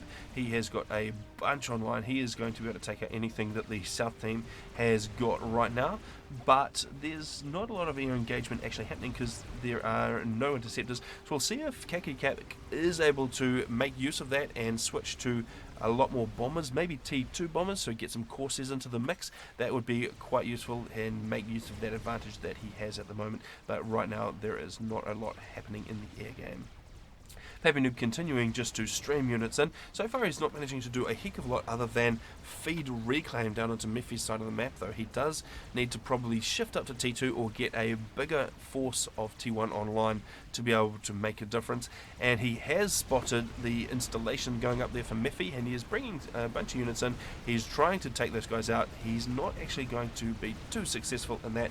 And actually the bombers coming in to try and do the work. There is a little bit of T1 AA, there's a mobile AA and static AA that will make very short work of the bomber. So this installation actually starting to be a little bit difficult for Pappy Noob to remove, and Mephi just starting to solidify his position. He's got a couple of T1 mobile artillery raining fire down, so that's going to be harassing these factories, harassing the mixers, and just being a general all-around pain. So Pappy Noob is going to have to deal with that before it can get out of hand and become a problem, especially if it was to get to T2. How is that T2 upgrade going for Mephi? It has completed, so he does have the option of upgrading that land factory to a T2 support factory and getting T2 engineers out. But I'm not sure if that's going to be the plan because it is under a little bit of fire. There are Medusas on here. They are hitting that factory. They are giving it a few stuns, and I'm not sure how well it's going to be. And we'll see how much effort Pappy devotes to removing this installation. Of course, he does have to be a little bit careful that he doesn't let it get out of hand. Mephi dropping a bunch of engineers in the centre. They are going to pull up a bunch more reclaim, and that is going to be very good for him. Yes, Bomber Fun with Bomber Fun starring Pappy Noob is going to continue on the right side. He is having a few more bombers there, and the Tech 2 Flak Tuga is eliminated. Tuga, despite having their T2 some T2 units popping up in the form of rhinos, is getting pushed back a little bit by the Mantis horde at the gates. The guy is gonna pull some of their reserves away from the center. While in the meanwhile, there is a Tech 1 BAW going on. Pappy Noob trying to now maneuver Mephi's forces. He does have a good amount of Medusa, and they are going to rain down on these strikers a bit, and they are going to retreat. Looks like Pappy Noob actually fighting on two fronts against Mephi in the middle now on the right side. He does have a Tech 2 land factory now, though, and interestingly enough, he's actually going to opt for a hoplite. It's not very common to see hoplites since they require a lot of attention micromanagement, same as mongoose. But he will be opting for them, and if micro used well, they can do a lot of damage and take out Tech 1 units in clusters, forcing those units to also have to be micromanaged more or get killed in clusters by hoplites. Kakity doing a very nice job of clearing out all the eco on the right hand side there, so 3 mixers going down and a radar installation. So very nicely there. I think he's probably got a few more Mantis than he needs to take those guys out. He has probably not got enough to do any more damage, though there are rhinos pouring in for Tagata now, so that does mean that they'll be able to deal with the Mantis floating around the back of his base, and it means that Kakity probably needs a little bit more force up the front here to repel what Tagata is now producing. It looks like Kakity is actually focusing far more on air, and we can see why. He's got Corsairs floating around up there, so he's probably going to do what we were talking about earlier and using that air coverage that he's got to switch up to Corsairs and do a little bit of damage. Actually, Mephi's ACU looking a little bit sketchy out the front there because he has got no AA coverage whatsoever. Let's just have a quick look at how the South team are going for intel. They are aware of the tech to land, they are aware of the tech to air, they will not probably be aware of all of those Corsairs that are building up, and so there's a few mobile flak online but are a little bit far back from the ACU. Mephi just wants to be careful he doesn't get stuck out the front. Actually, those flak He does have that, yeah. He does have the flak turret near him as well, and it would be pretty easy for him to back up. And actually, funny enough, Pappy Noob has destroyed his Mephi's little hill expansion with a some tech 2 point defenses to Cerberuses, and that it will be denied. So he doesn't have to worry about potential mech snipes from that hill. Alright, in come the Corsairs, and they do about half damage to the ACU in a single pass. They back off. I'm not sure if he actually lost any there. I think he may have been able to keep them alive. Unfortunately, he didn't lose any, but they are all on low enough health to be easily picked off. The Tech 1 Air Forces from Mephi and Taga are going to come in and try and pick them off. It looks like Kakicak's going to try to stop this as well, but it's going to be inevitable, and his Corsairs are going to die regardless. But luckily, though, these Corsairs will die next to Pappy Noob's base, so Pappy will be able to get the mass from them uncontested regardless, so the mass is safely back in a SNF, an SNF base from the Corsairs that do die. Look like he's still producing Corsairs, so Mephi is going to want to back up a little bit. In fact, he's actually surrounded by Pappy's T1 army right now, and that is looking a little bit dangerous. He's got a bunch of rhinos. Massive land push in the middle right now. Pappy Noob throwing his army all out against Mephi. Mephi being forced to retreat his ACU, just losing that middle. A lot of the Mantine and come the Corsairs again, and he's sitting on 9,900 HP. The Corsairs managing to get a little bit of damage off before they go down to the Air Force. Pillars coming in from Mephi to draw the fire from Pappy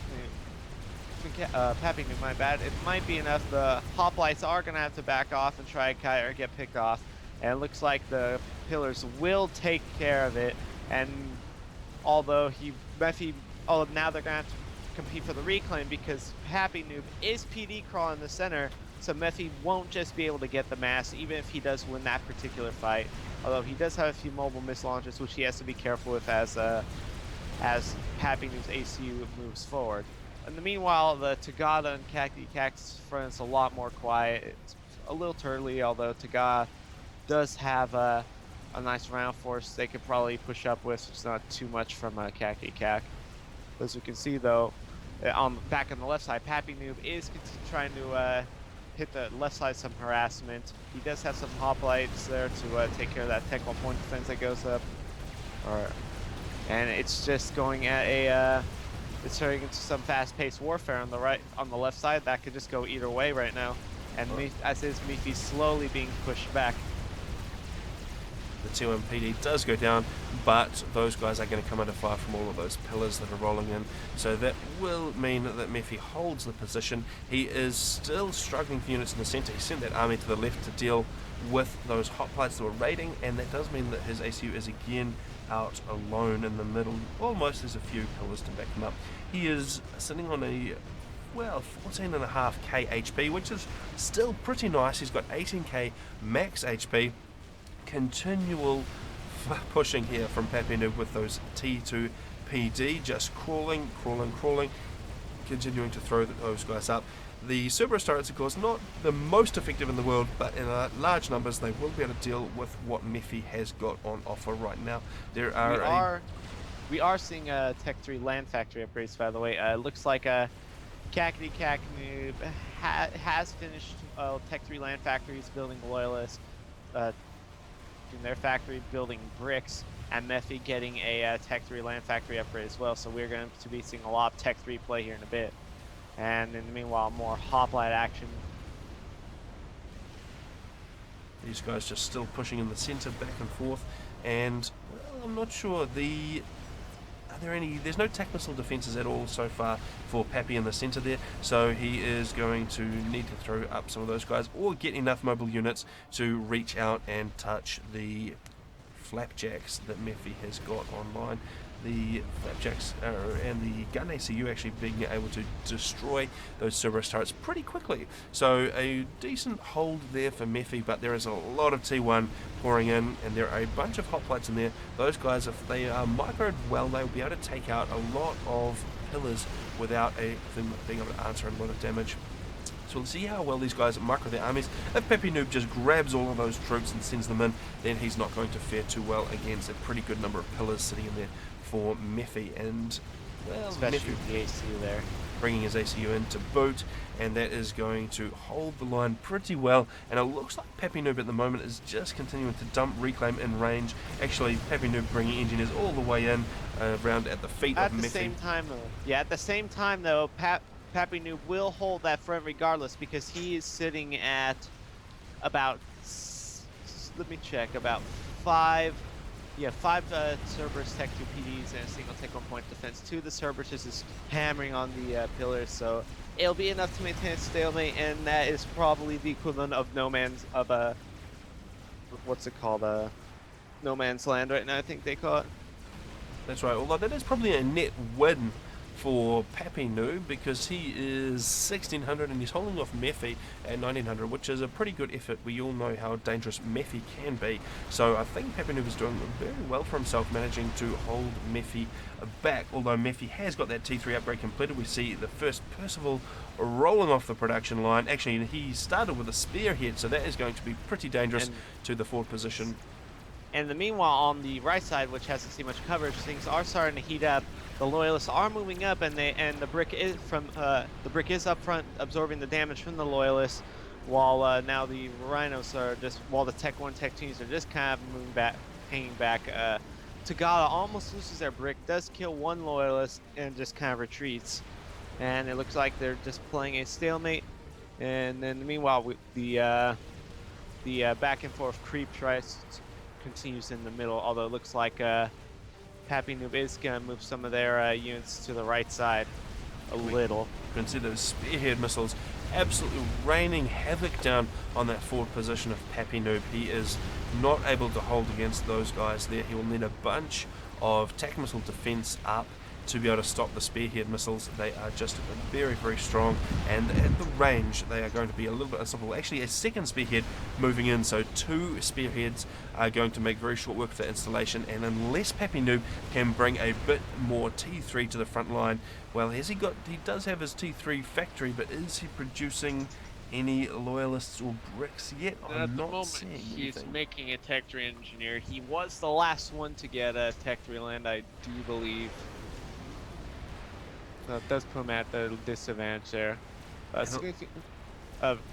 Despite the spearhead, it does look like Mephi has to pull back a little again for the moment, and that Pappy Noob is holding steady. Although that will change here briefly in a moment as these spearheads continue to do work and waste away the shields and defenses.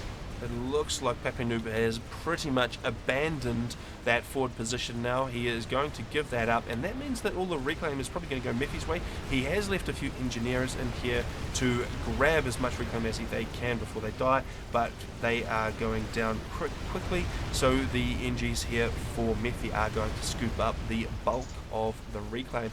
So that does mean that the position is, well, moving towards Mephi's favour. He has got a stack of engineers coming in to to grab more reclaim, so it is continuing to build in Mephi's favour, and we do need to see a bit of T3 from Pappy Noob to be able to do anything to stop Mephi. At this point, Mephi has got some Percivals on the field, he's got Spearheads, he's going to be able to just continually roll Pappy Noob right back up to his base.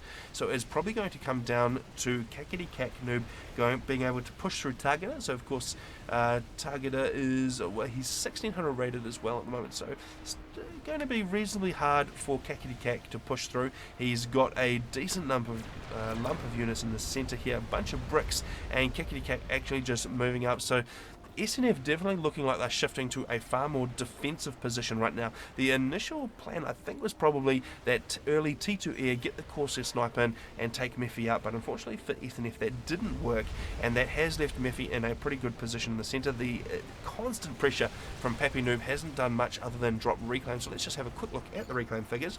We've got 26,000 for Mephi. His teammate Targeter is sitting on 13,000. In the north, Pappy Noob is sitting on 10,000 and Kakity Kak on 5,000. So there is a huge difference in reclaim figures favouring the south team. So this is going to be very difficult actually to come back from. In terms of actual generated income as well, that shows because the BAW clan has got 146 out of Targeter, 130 odd out of Mephi, and then the SNF clan sitting on 117 and 104, so a bit of a disadvantage to them. They will have to figure out a way to pick off one of the BAW clan players if they have any chance of taking this match out. And I don't know, interesting decision from Pappy Noob at this stage after being pushed back. He chose to make I think it's pronounced Trebuchet, Cyber Tech 3 mobile artilleries, and now they're gonna do whatever, but I don't know what they can do to them because Percivals are on the prowl, and of course Spearheads are doing their thing, and he hasn't really had much to hit with them at the moment.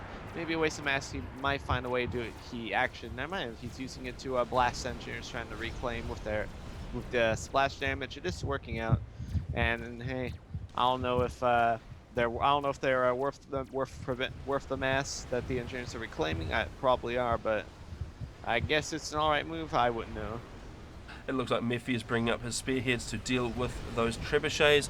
The Trebuchets don't move and they go down very quickly to a succession of attack missiles coming out of those Spearheads. The Trebuchets managing to land a few hits on, but those Spearheads still well up in the green, not any sign of dying soon. So it looks like the mobile artillery not quite as effective perhaps as Pappy Noob was hoping it would be. He is bringing his T1 army in. The only saving grace here is that T1 is reasonably strong against Percivals because Percivals overkill it quite badly, and I don't know if that's going to be enough of a saving grace in this case. And there's actually a drop coming up the left hand side there from Mephi.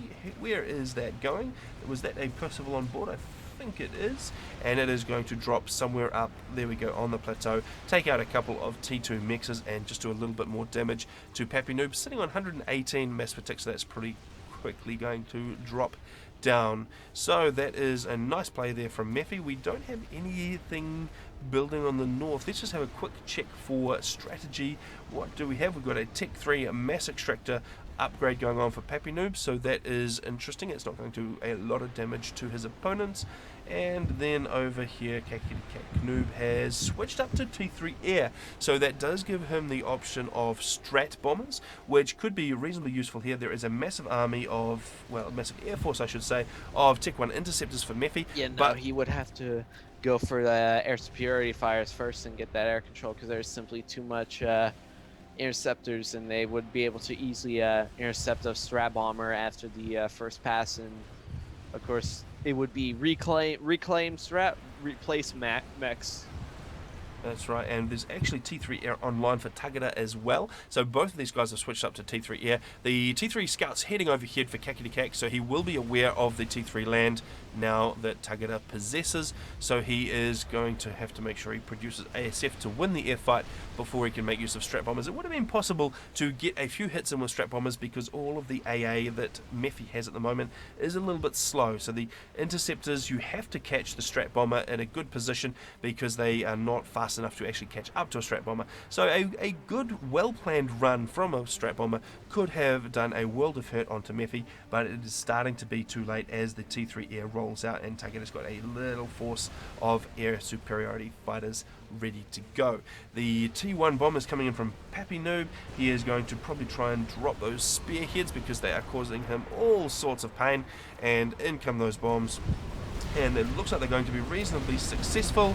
Down goes one, down goes the second. So those spearheads, two of them have gone down. There's actually another one sitting there. So the spearheads, there's still one online, still going to cause a little bit of a problem for him. And continuing to build up a large number of Tech 3 mobile artillery in the middle there, just to try and rain down and soften up this army before he comes in and hits it. Now the engineers are scooping up reclaim for Mephi. They will come under fire pretty soon from the army of Pappy Noob, but still more reclaim into the coffers of Mephi. He's doing very, very well for himself this game in terms of scooping up all of that. So one thing I failed to notice, Taga has had Tech 3 air for a little bit and does have a fair amount of air superiority fighters themselves, sitting at about, let me check, about 12. So it looks like the bomb team does actually have that advantage after all, and there's not so much advantage for Kakety Kaknu for the air. And he's actually bringing in some Corsairs to try and do a little bit of damage to that forward army. They are going to do very, very little. They will bounce pretty much off of those bricks and then get eaten up by the ASF and the Tech 1 interceptors.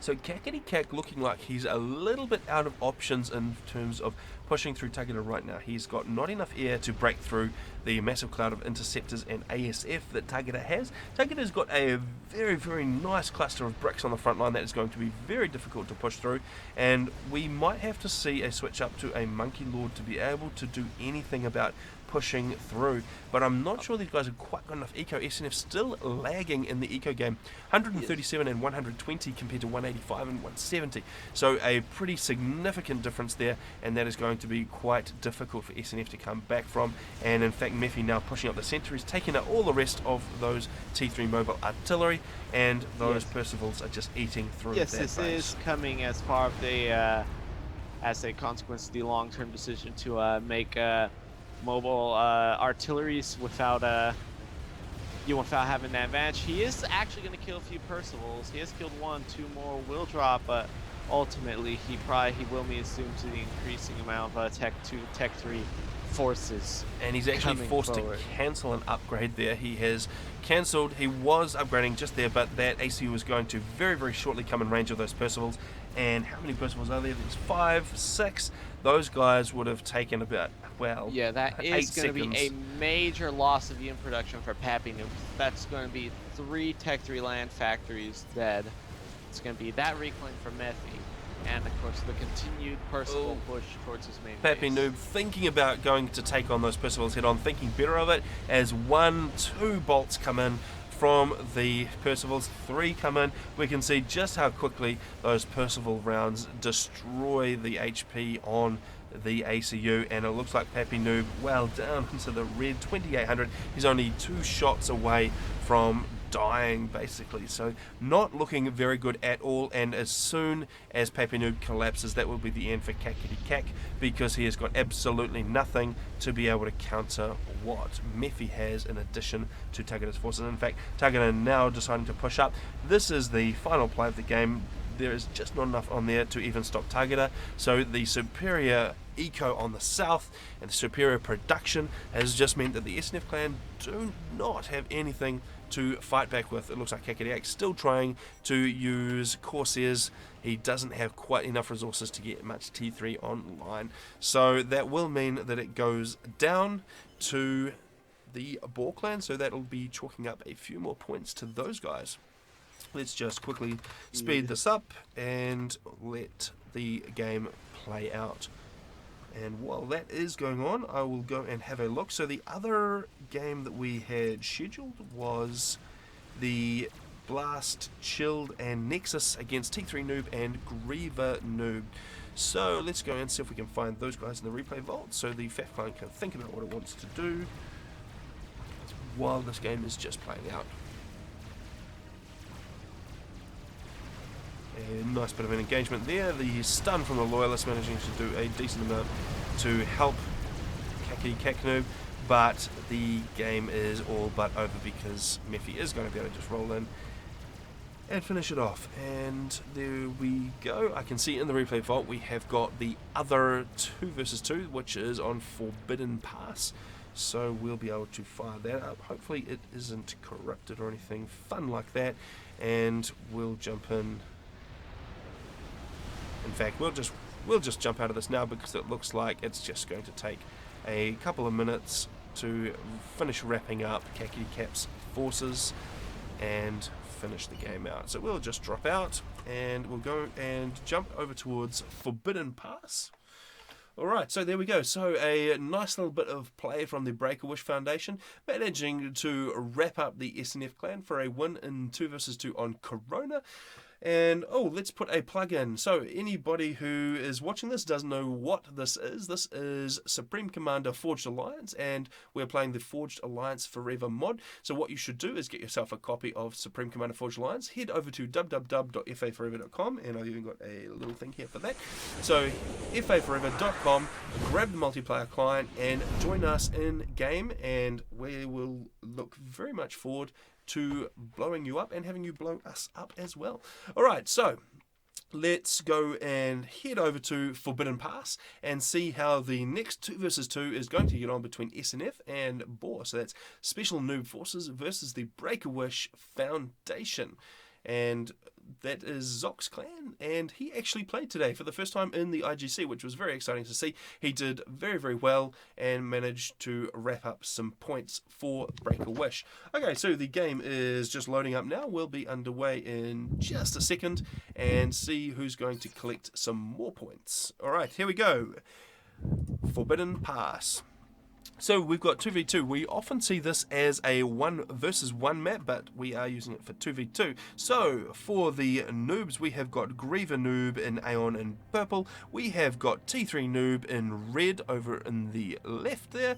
Then for Break-A-Wish, we've got Blast Chilled as Aeon and Nexus of Reality as Seraphim. Let's see how the initial builds are going down. So Griever Noob is throwing down his first land factory. He's going to grab the core mexes and then proceed on a little bit of power. Now he doesn't have a hydro nice and handy to him. The nearest hydro is way out in front here, so that is going to slow him down a little bit. And likewise for T3 Noob, his nearest hydro is all the way out here. So he is going to throw down his first land factory. He's going to get a couple of P-gens and then his core mexes, and that's going to stead him in good fast for getting his economy underway. I'm not sure if Griever Noob has got quite enough early power going on. He probably could have done with a little bit of early power generation. In any case, over on the right for BAW, Nexus of Reality, is Seraphim, who's thrown down his first land factory. He has got a couple of power gens. He is now continuing with his core mexes, and then he's going to get an air factory. And last but not least, we have got Blast Chill. He has opted for Aeon and is going to grab some more power gens after a couple of core mexes and then get his air factory underway as well. Alright, we can see a scout out there for T3 Noob, obviously anticipating a reasonably early bomber, just making sure he's got radar coverage there to be able to catch the blip from that and respond accordingly. Although, as it stands, the early, I would say, early bomber would probably be coming up from Nexus of Reality, so we'll see who he chooses to hit. Whether these guys stick to their lanes of bottom versus bottom. Is going second land, and Blast seems to be the one going second air. He'll be the one with the early bomber. Of course. Ah, interesting. That's what happens when you get up ridiculously early, although I think I got a slight bit of sleep more than you did, but we're both running 2.5 hours.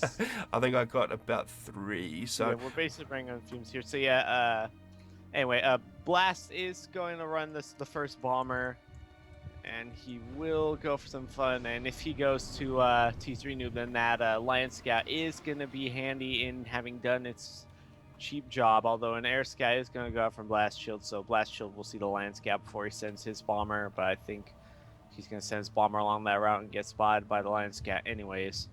And that's that. And it looks like next is going to go on for a move his ACU up on the bottom, get ahead on that mass, try to grab it before Griever does, and of course he will have the advantage of the fact that Griever would have to go around, go up the hill, and that Nexus could just go straight up there. So he's gonna go ahead and do that, pick up those 4 mexes. And you can see T3 Noob just moving a couple of units in up onto that same expansion in the north, just to make sure that Blast Shield isn't able to claim that for himself. The bomber coming in is going to make any use of it. He doesn't actually manage to get a bomb away by the looks of it, so the dodging from the engineer doing a fantastic job there for T3 Noob and managing to get rid of any threat from the bomber. The interceptor continuing to shoot that bomber down, and so, well, actually, interestingly, the off-mapping has caused a little bit of a problem. The bomb did get away and it took out the engineer, so that is a single engineer kill for Blast Shield, which is going to do a little bit of damage, but there are more engineers right here on hand for T3 Noob, and he will be able to get his construction underway. Nicely moved to the center, so T3 Noob has managed to get an engineer all the way out to the middle here, and he's grabbing those mechs as well, and that means he's sitting on 15 mass per tick at the moment, and that is the same as Griever Noob, so SNF just a little bit ahead in the mass game, and we're seeing 11 and 13 for the players on the BAW clan. Yes. The bomber from the bomb from Tech 3 Noob. It looks like he does try to bomb a poor innocent aura, and does bomb it and gets shot down immediately after. And T3 Noob going to lose his interceptor to those of Blast Shield. So these guys are reasonably even in the air still, but there's just a couple more interceptors online. It does mean that Blast Shield could probably make use of another T1 bomber, but it looks like he's going to continue just to produce interceptors for the time being. A little bit of an engagement brewing in the south here. So we have the Auroras from Griever Noob coming up against the Thams of Nexus of Reality. So the Aurora is going to have a little bit of a range advantage, but of course lower health as usual. And the ACU is actually opting for an upgrade. So instead of engaging with the ACU and using it to take that early position, he's going to sit back and grab a little bit of an upgrade. We'll see what he is going to do with that. That is -7 and 180 power, so I think that is T2, is it not? Let's see. A little bit of an engagement here, so T3 Noob bringing his ACU up, and Blast Shield, well, he's got his ACU in the area, but he is going to probably have to back that up because there is a T1 PD and the ACU in the middle for T3 Noob. Now, normally when you're playing 1 versus 1, you start up here and you can hop across with your ACU to here and grab it pretty early on, but unfortunately there is a player starting right opposite. That will mean that SNF claim that position and push Blast Shield back into the water, which means no launching position for him. So it means because he doesn't have hover, he is, oh, I know I'm talking rubbish because he is Aeon. He does have hover. If he didn't have hover, it would be very important for him to grab the position across here to give him a launching pad into the main base here for T3 Noob, but because he has got Auroras, he can just spam them up back at base and run them across the river. We actually see an early T2 land upgrade there for T3 Noob, so he has got that online. We see there was a hoplite out, so hoplite there, and that is going to be to combat the extra range of the Auroras, just to try and even that out a little bit. And Griever Noob is also trying to get to upgrade, but he's stalling on mass very, very badly. If you look at him, he's currently negative. He's at always above -20. So it's not a good position to be in, especially 6 minutes into the game. Especially given there is a mix which hasn't been rebuilt right here out the front of his base that he could really do with right now, and it looks like the Zois are probably responsible for that because Nexus of Reality is throwing Zois across the river and they are causing a little bit of a problem. In fact, he could probably hit that Hydro and cause a little bit more damage because there's nothing in the area to defend it, and then move on to these extra mexes over here. So those guys there are in a little bit of danger, and that is going to be able to put Nexus at a pretty good advantage. Actually, is that correct? He's sitting on 29 mass per tick and 31 for T3 Noob. That is a significant mass advantage over Griever Noob. So Nexus in the bottom lane, 29 mass per tick to 15 of Griever Noob. That is going to go very, very heavily in Nexus's favour. And we might see the same sort of advantage in the north for SNF, because T3 Noob is sitting on 31 compared to the 17 of Blast Shield. So obviously that starting position lends itself very much more towards rapid expansion. It's purely off of Tech 1 mexes. There isn't any Tech 2 mexes just yet. I don't think there's any upgrades starting either. So it simply comes down to the territory control on the respective bomb right and top left. And that's only going to get worse as Nexus grabs the rest, because he hadn't even grabbed this expansion here in the center. So he is going to have the extra 4 mixes from that. That is going to be very, very dangerous for Griever Noob. So we'll see if these guys are going to work as a team and help each other out, or whether Nexus is just going to stomp Griever Noob and then T3 Noob will stomp Blast Shield, just purely because of the eco differences of the early eco that they can grab, because they can come in and grab this, and they can hit up the little ramp there rather than having to get around the cliff and grab that expansion as well. Actually, there's still a unclaimed mix point there, which T3 Noob will be able to grab reasonably soon, and especially that he's got hoplites in the area, he can help defend that. Although the ACU for Blast Shield is going to rock up out of the water and start to cause problems for that army there for T3 Noob, because the ACU will be able to do a lot of damage. T3 Noob is going to want to back those guys up very, very quickly before they get caught out by the ACU. Otherwise that entire army is going to disappear, and we can see he's starting to move those guys back. And Alright. it's looking like a nice bomber from Nexus coming on the bottom towards Griever, and it looks like he's gonna get a beautiful hit on some nice Tech 1 units. 6 kills with that single bomb. There is a pretty significant force building up there for Nexus. Nexus is actually on upgrade right now. He is also grabbing T2. So he is going to have quite a lot of firepower on hand, and I don't know that Griever's just got anything to stop him. No, he lost about... No, he did lose a good portion of his units to those Tech 1 bombers that are on the prowl there from Nexus. Very good job on it, just minimizing his Griever's forces with his already low eco. Griever is still stalling. He's not really getting a reclaim. He is trying to get Tech 2 mexes up now. But really, he should reclaim a bit, I think. There's not a lot of reclaim available to him, but there's still a few hundred worth, so he should definitely get in there and grab that.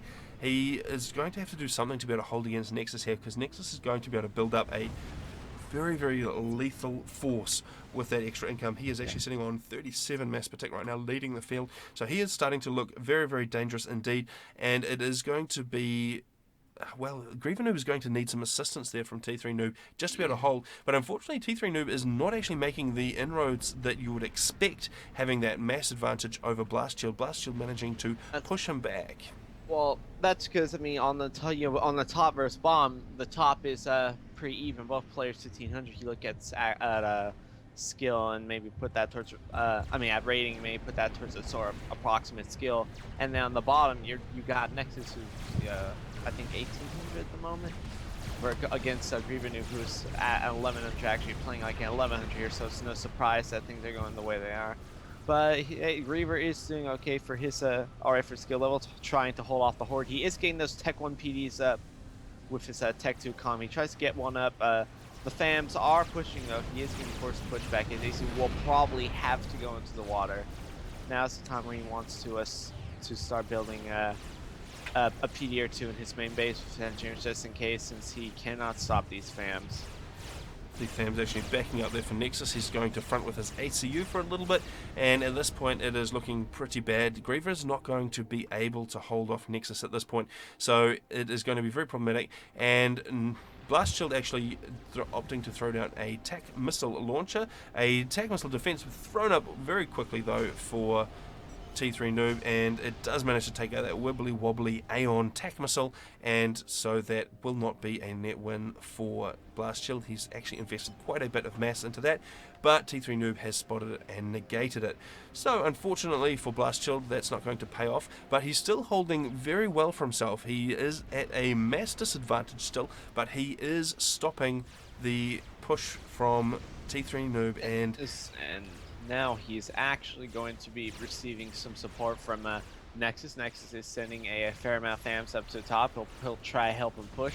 There are about nearly a dozen hoplites sitting up at the top, and now Vipers creeping on blast shield stuff. So it'll be interesting play. It'll come down to how the what's it called, the hoplites are micro versus Tuckmans. And interesting enough, it looks like Griever Noob isolated out with his ACU. He is not looking good. Fire is being focused by the gun ACU and those few fams. So he's just sitting there. He's not trying to move Sting at 5k. It looks like the ACU is just going to kill him. The line users are going to go ahead, just go into his base and do some damage. And the Zulis are doing, so it's not really trying to micro. And 2k, 2.5k, he is going down. He will die here. Griever Noob will go down.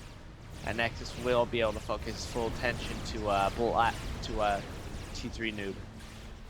Alright, so he's just about to go down there. And actually a Jester out there for T3 Noob. So I'm not sure what he is playing there. There is enough air online to quickly dispatch any Jesters that try to snipe an ACU. So I'm not picking any way that SNF can actually take this out now. So Chosen will stop playing. Nexus Reality finishing off Griever Noob there, and that is the end of that. And this game will just be a case of wrapping it up and finishing off one of the ACUs. Meanwhile, on the top side there, Vipers are successful in their job eliminating all the, and now the joint Tech 1 army of Nexus and Blast on the top is going to try to push up, but the hoplites will shoot them as they come up the hill. And the hoplites will just take as much blood as they can. They'll take a lot of it, as long as they actually spread their fire. It looks like they're fixing fire on the closest fan. And the micro is starting to come back there for T3 Noob. I think he was probably a little bit preoccupied with the air battle that is going on over his base. He has now started to micro those units as well to try and make use of them and just rain down that hoplite fire on that incoming army. There is just not a lot.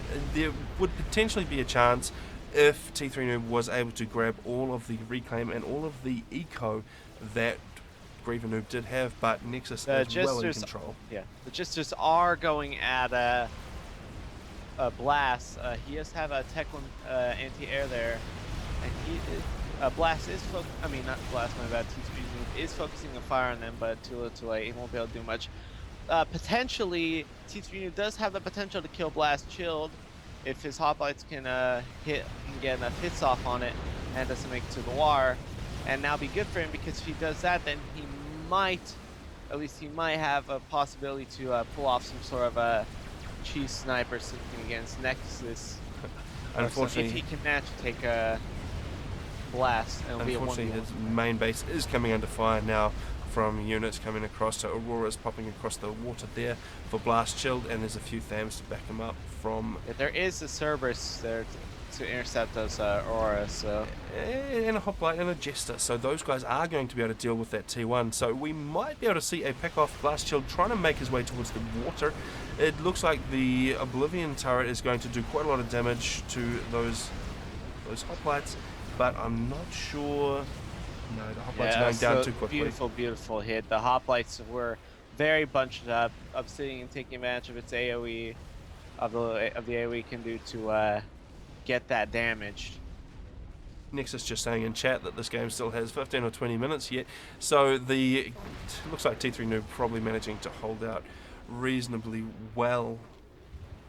His blast shield is still absorbing fire from those hoplites down at 3k HP. Just jumping up to +2 speed, just to speed it up a little bit. Alright.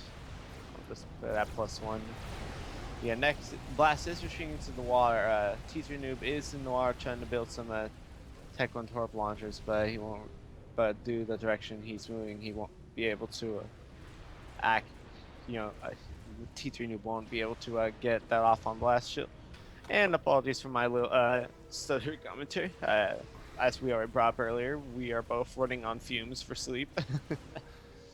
That's what happens when you mix time zones, but Yeah. Looks like Nexus is absolutely running away with the eco in this game. He's sitting at 113 mass per tick right now compared to the 19 for T3 Noob. So how T3 Noob manages to hold out for very long at all, I do not know. Perhaps it waits for a Ethoda from Nexus. That could be what takes so long. And actually some Torp bombers floating around there. So T3 Noob thinking about jumping in the water, but there are a bunch of Torp bombers which would be able to deal damage to him if he was to do so.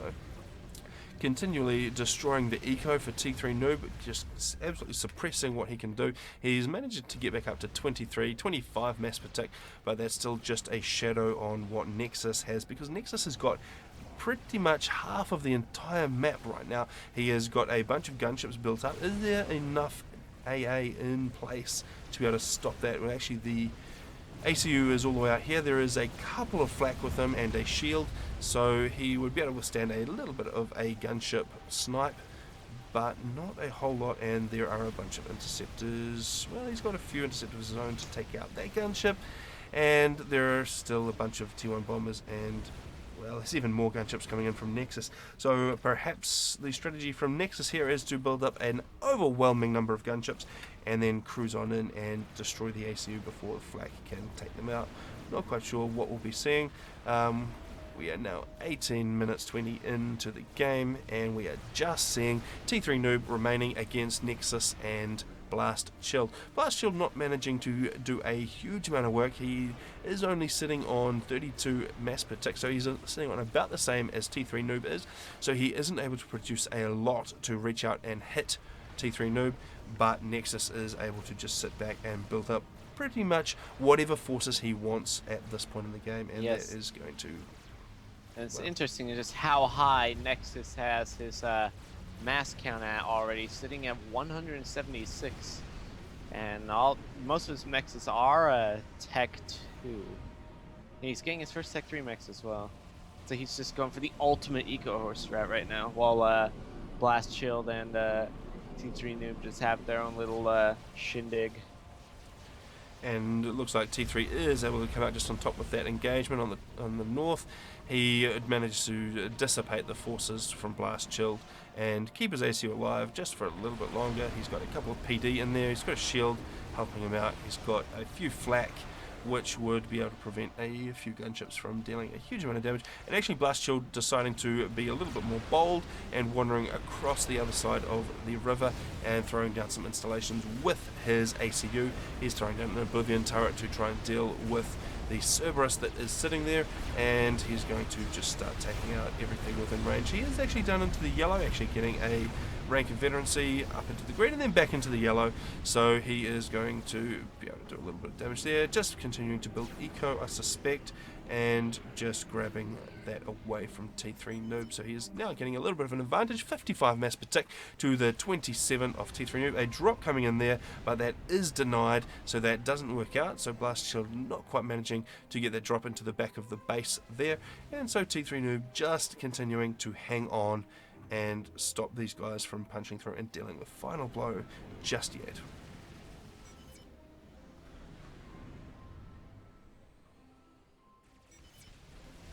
Well, I'm not sure that there is a huge amount of point in finishing this game off. We can see that the income, actually Nexus dropped down to 135. He must be power stalling right now. Yes, he is massively power stalling, because he was sitting on about 200 mass per tick income before, and he is throwing down a bunch more T2 PGens to compensate, and that is going to... what exactly is he spending all of that power on? Is he getting Raz by any chance? That could be. Let's have a quick look there. Upgrading Raz in the chat here, because he does have the Notify mod on, so he is grabbing Raz, and that will be either for Strat Bombers or a Thoda, and that will finish the game off. He is quickly just trying to throw down some T2 PGens to be able to finish that guy off, though. So that is how that is playing out, and while we do this, let's just go and have a quick look at the next game, which will be coming up. So, after the 2 versus 2, we move up to the 3v3, and we get to see Zock once again. So, let's have a look at the BAW versus SNF on, that is Plateau Small. So, we'll go and queue that up in our client there, and see if we can get the replay ready to rock. Yeah, that matchup is going to be Zock, Oxide Ion, and Ochkets, but it's easier to just call him Mech Machine, who people previously known him as. He did rename. And they're going to be against, once again, T3 Noob returning from the latest match, and then Dumb Noob and Happy Noob returning from earlier matches as well. And they will be playing on Plateau Small, which is a very nice map, in my opinion. Alright, I'm just having a quick laugh at the scoreboard because Nexus of Reality up to 407 mass per tick. So he is absolutely running away with it. He's got a stack of T3 mixes. I'm not quite sure. Oh, he's going for an Awasa. That is what he's going for. So he is taking the silly option to finish this game rather than rushing in there and just finishing the game off like a normal person.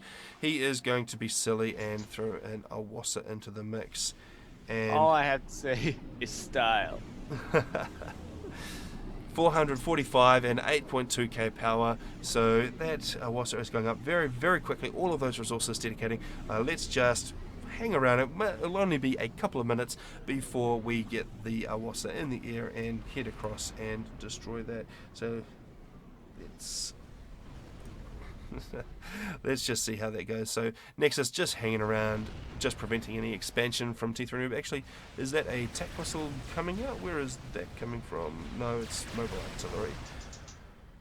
Alright, come on, Awasa. That's sitting at about 65% by the looks of it.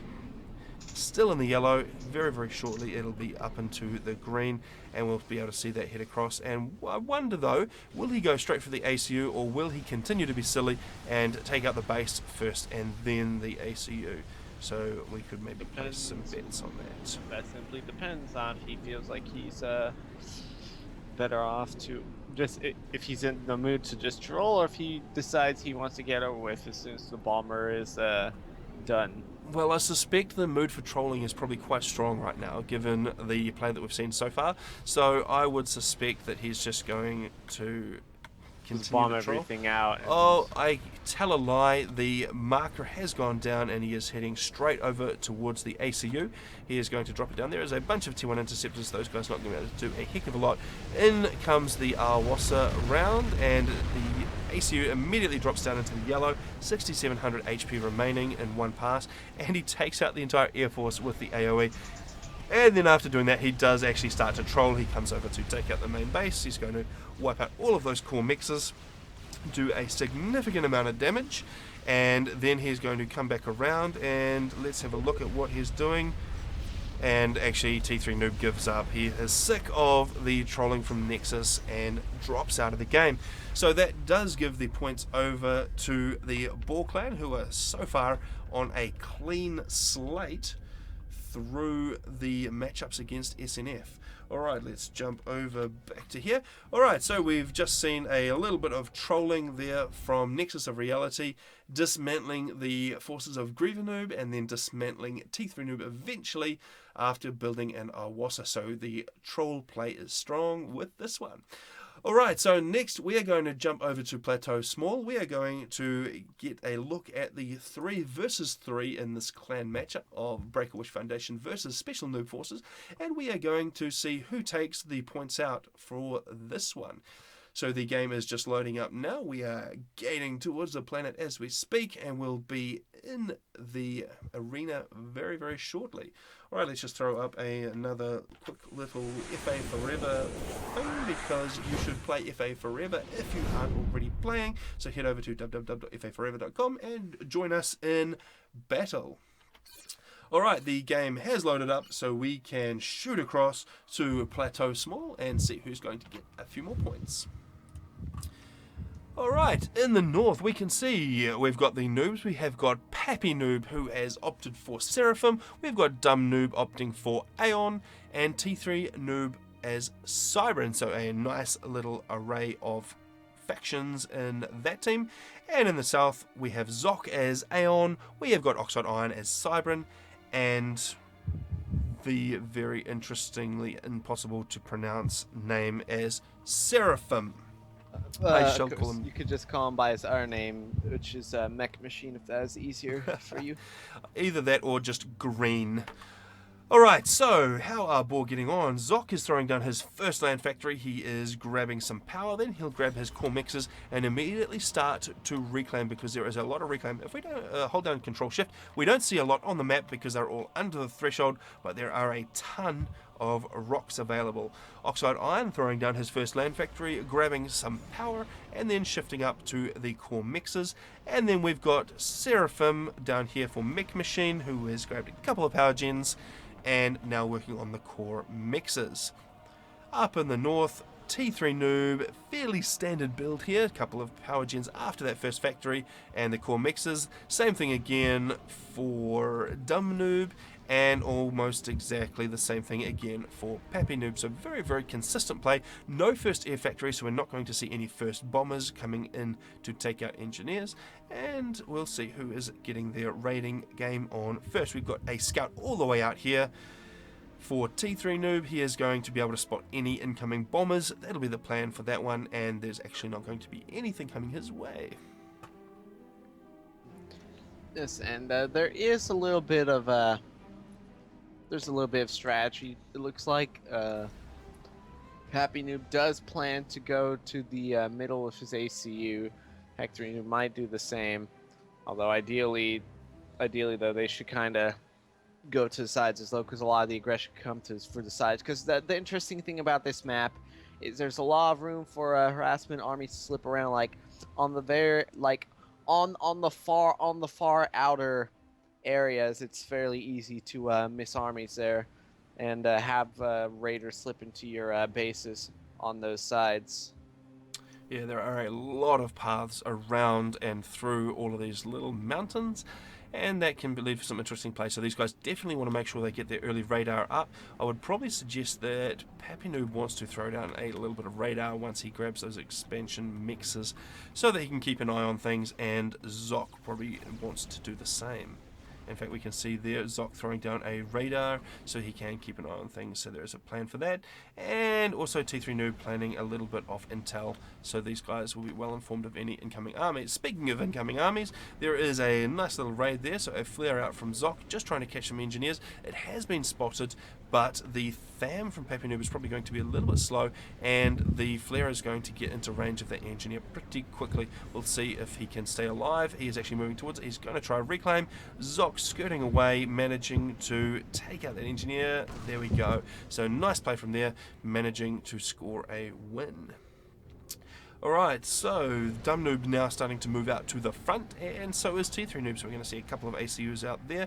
So far, Pappy Noob sitting happily back at base, just building things, and we might see a forward shift from his ACU, although Zock hasn't moved as well. He's just starting to get his ACU out of the door now.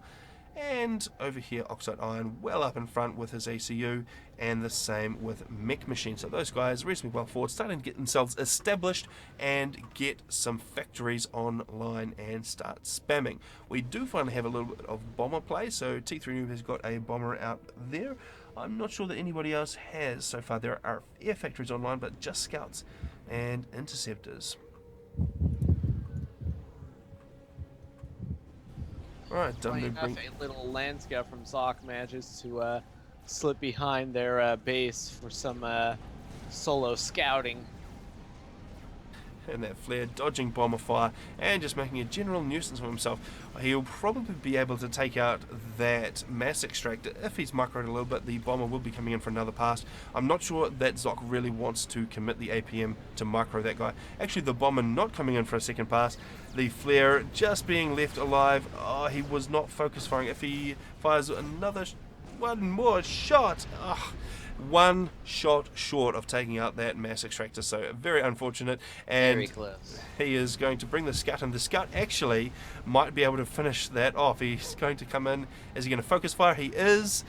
Down one more shot, and he manages to finish it he off. kills that mass extractor with a Very land scout, but immediately gets reclaimed by an engineer. Very, very nice play there from Zock. Very, very cheeky. Even though he has been away for a while, he is still obviously got his sass.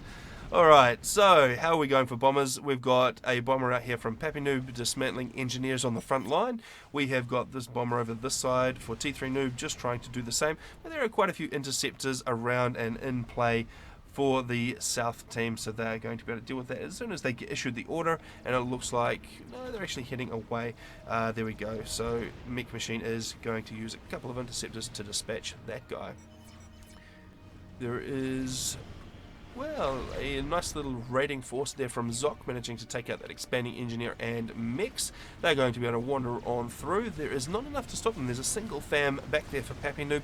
He will need to back that guy up. It will not survive against two Auroras with radar coverage, so he's going to want to get a few more tanks online and into the area just to be able to deal with those guys.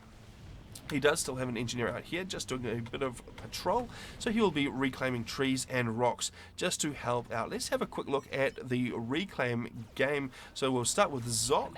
He is sitting on 1300 reclaim in the early game. His teammate Oxide Iron sitting on 1000, and Mech Machine sitting on 800, so Zock leading the way for the Ball Clan in terms of early reclaim. And then we'll jump up the top for the Noobs, and Pappy Noob sitting on 1200, so he's doing quite well for himself. Dumb Noob has managed to scoop up 960, and T3 Noob sitting on 1300, so a slight advantage in terms of overall mass reclaimed to the Noobs. And in the actual scoreboard, Zock is well out ahead, 27 mass per tick. Oxide Iron taking a lot of fire in the middle. He's being double comp pushed as well as by some Auras Manti, and then one comp without gun and one comp double gun being Dumb Noob. He has fallen down to 616k. He is being pushed back. Mech King trying to get some tech to point defense to cover him, and we'll see how far that gets. It looks like Dumb Noob down 7k as well. But now shooting the wrong ACU, he's gonna start to try and move back as well. But him and T3 Noob are bumping a little, so they are gonna take some unnecessary fire from the point defense. And it looks like he's all in. He's just point defense is down. He's T3 Noob shooting Dumb Noob in the back. Yeah, not a good thing you want to happen like this. Right now, Oxide's blasting with his gun ACU. Dumb Noob needs to pull back.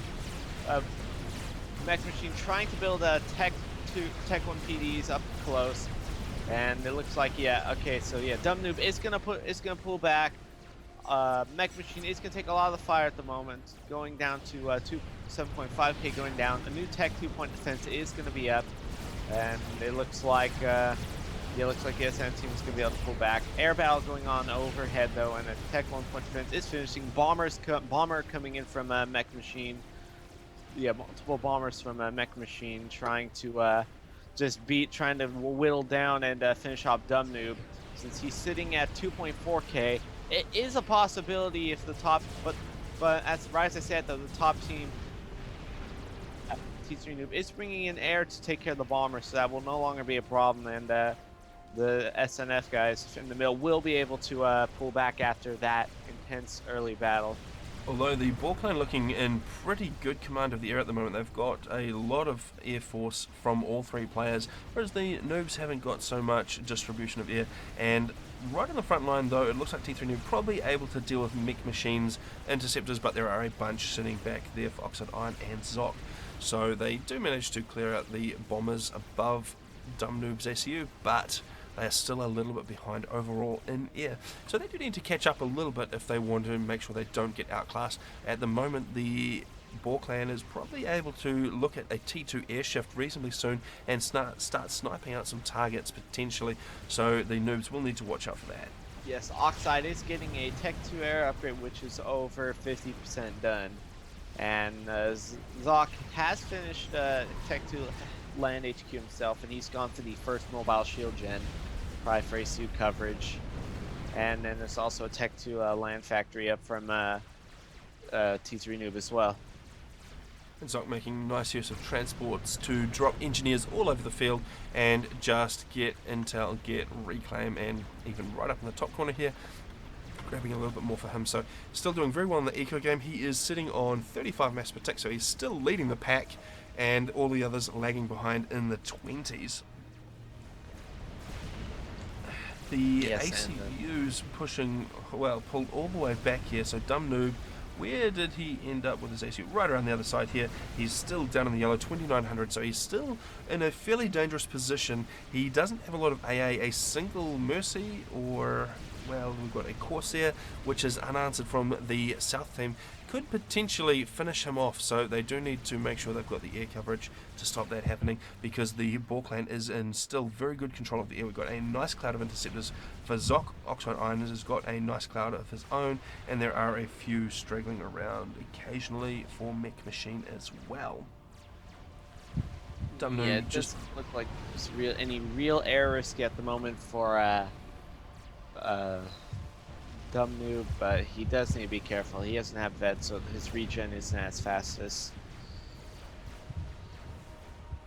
That's right, looks like Zock is focusing up on the north a little bit more. He's choosing to push his T1 armies up, and so far, Pappy Noob not really having anything to answer him. There is a few tanks and artillery floating around in the area, but not quite enough to match the Auroras from Zock, so those guys are going to chew their way through the little bit of force that Pappy Noob does have, and it does leave Pappy Noob a little bit open. He does have a Tech 1 PD in place, and Zock doesn't actually have any artillery to be able to deal with that, so those Auroras are going to have a very, very hard time if they come into range of that guy, because they are just so low to the ground they cannot get their shots up over the walls and take out the PD. So Pappy Noob actually taking the opportunity to counter push through the centre here, while Zock's little production facility is unguarded, and Pappy Noob going to be able to wander straight through there, although Zock also shifting up to T2 air. He's brought in a couple of gunships, so now we're starting to see a couple of air threats from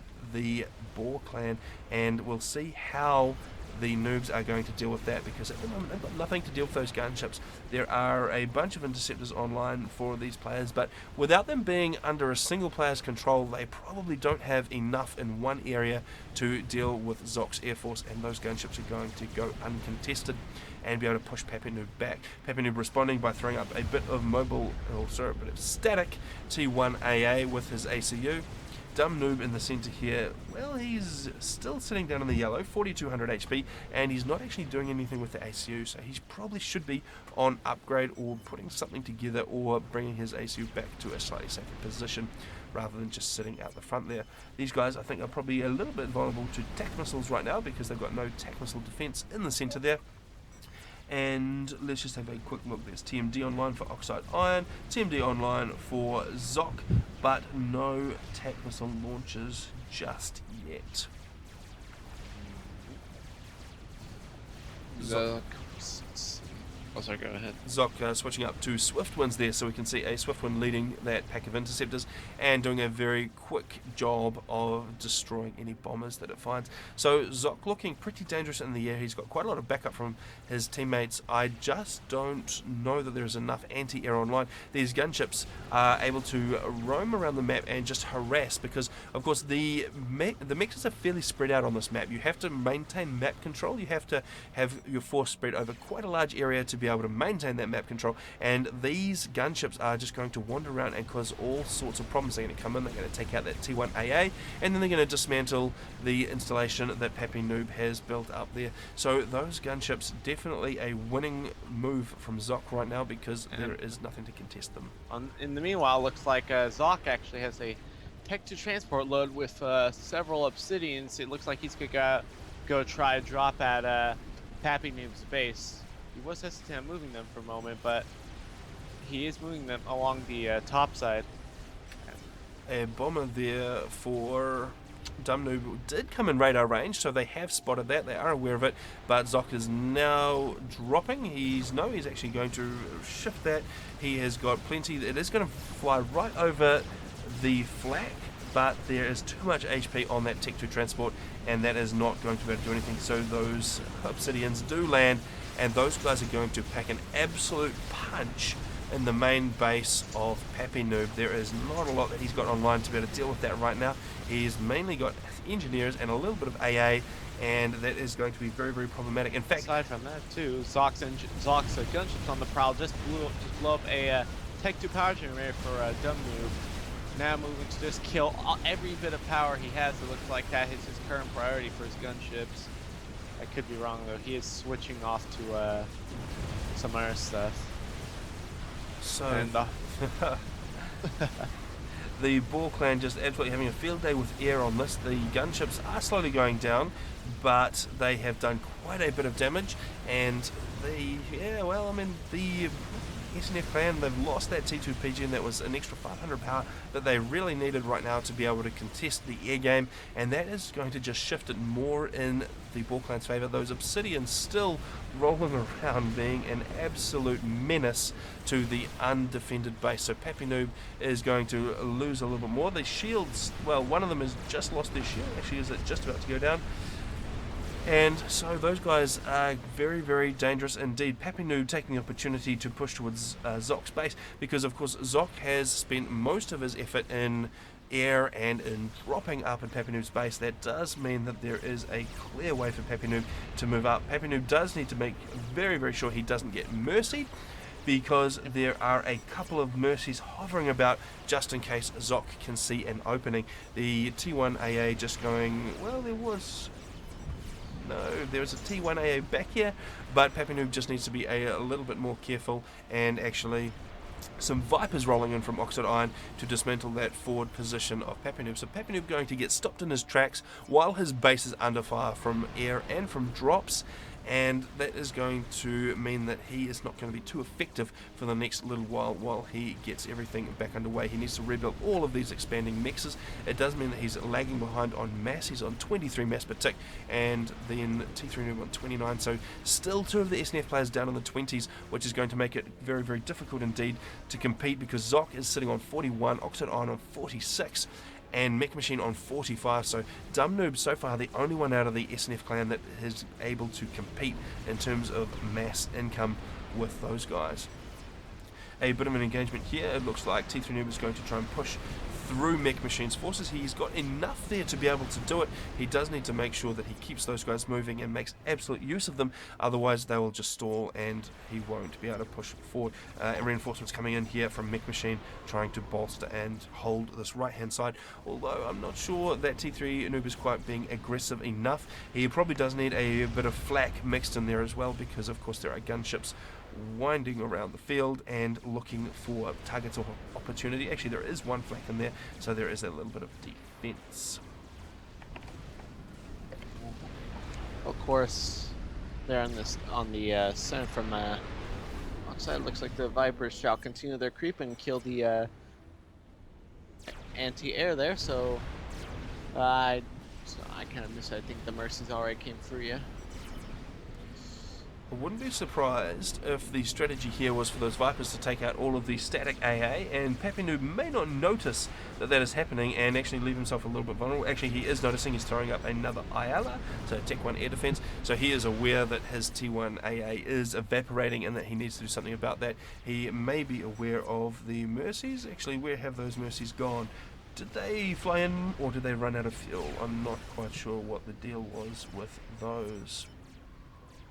Yes, I do see. I'm not sure if that's it, but I do see. Do Mercies? Do Mercies leave? Do Mercies leave Rex when they run out of fuel, or do they just disappear? I don't actually know. Perhaps someone can enlighten us in the comments. Alright, so let's jump around. Let's have a look at the right hand side again, which has unfortunately come back to a little bit of a static gameplay. The hoplites mainly there for T3 Noob, not managing to push forward, so Mech Machine still holding on that side. He has got a number of T1 mexes under his control still, so that means he is going to continue to ramp up his eco, sitting on 58 mass per tick, which is doing very well. Oxide Iron sitting on 112. That was reclaimed though. I was going to be very surprised if he had actually managed to get 112 mass income at this point, but he is still doing very well for himself on 58. Dumb Noob managing to get up to 66, who is actually leading the pack, so he is definitely supporting his teammates right now in terms of production capability.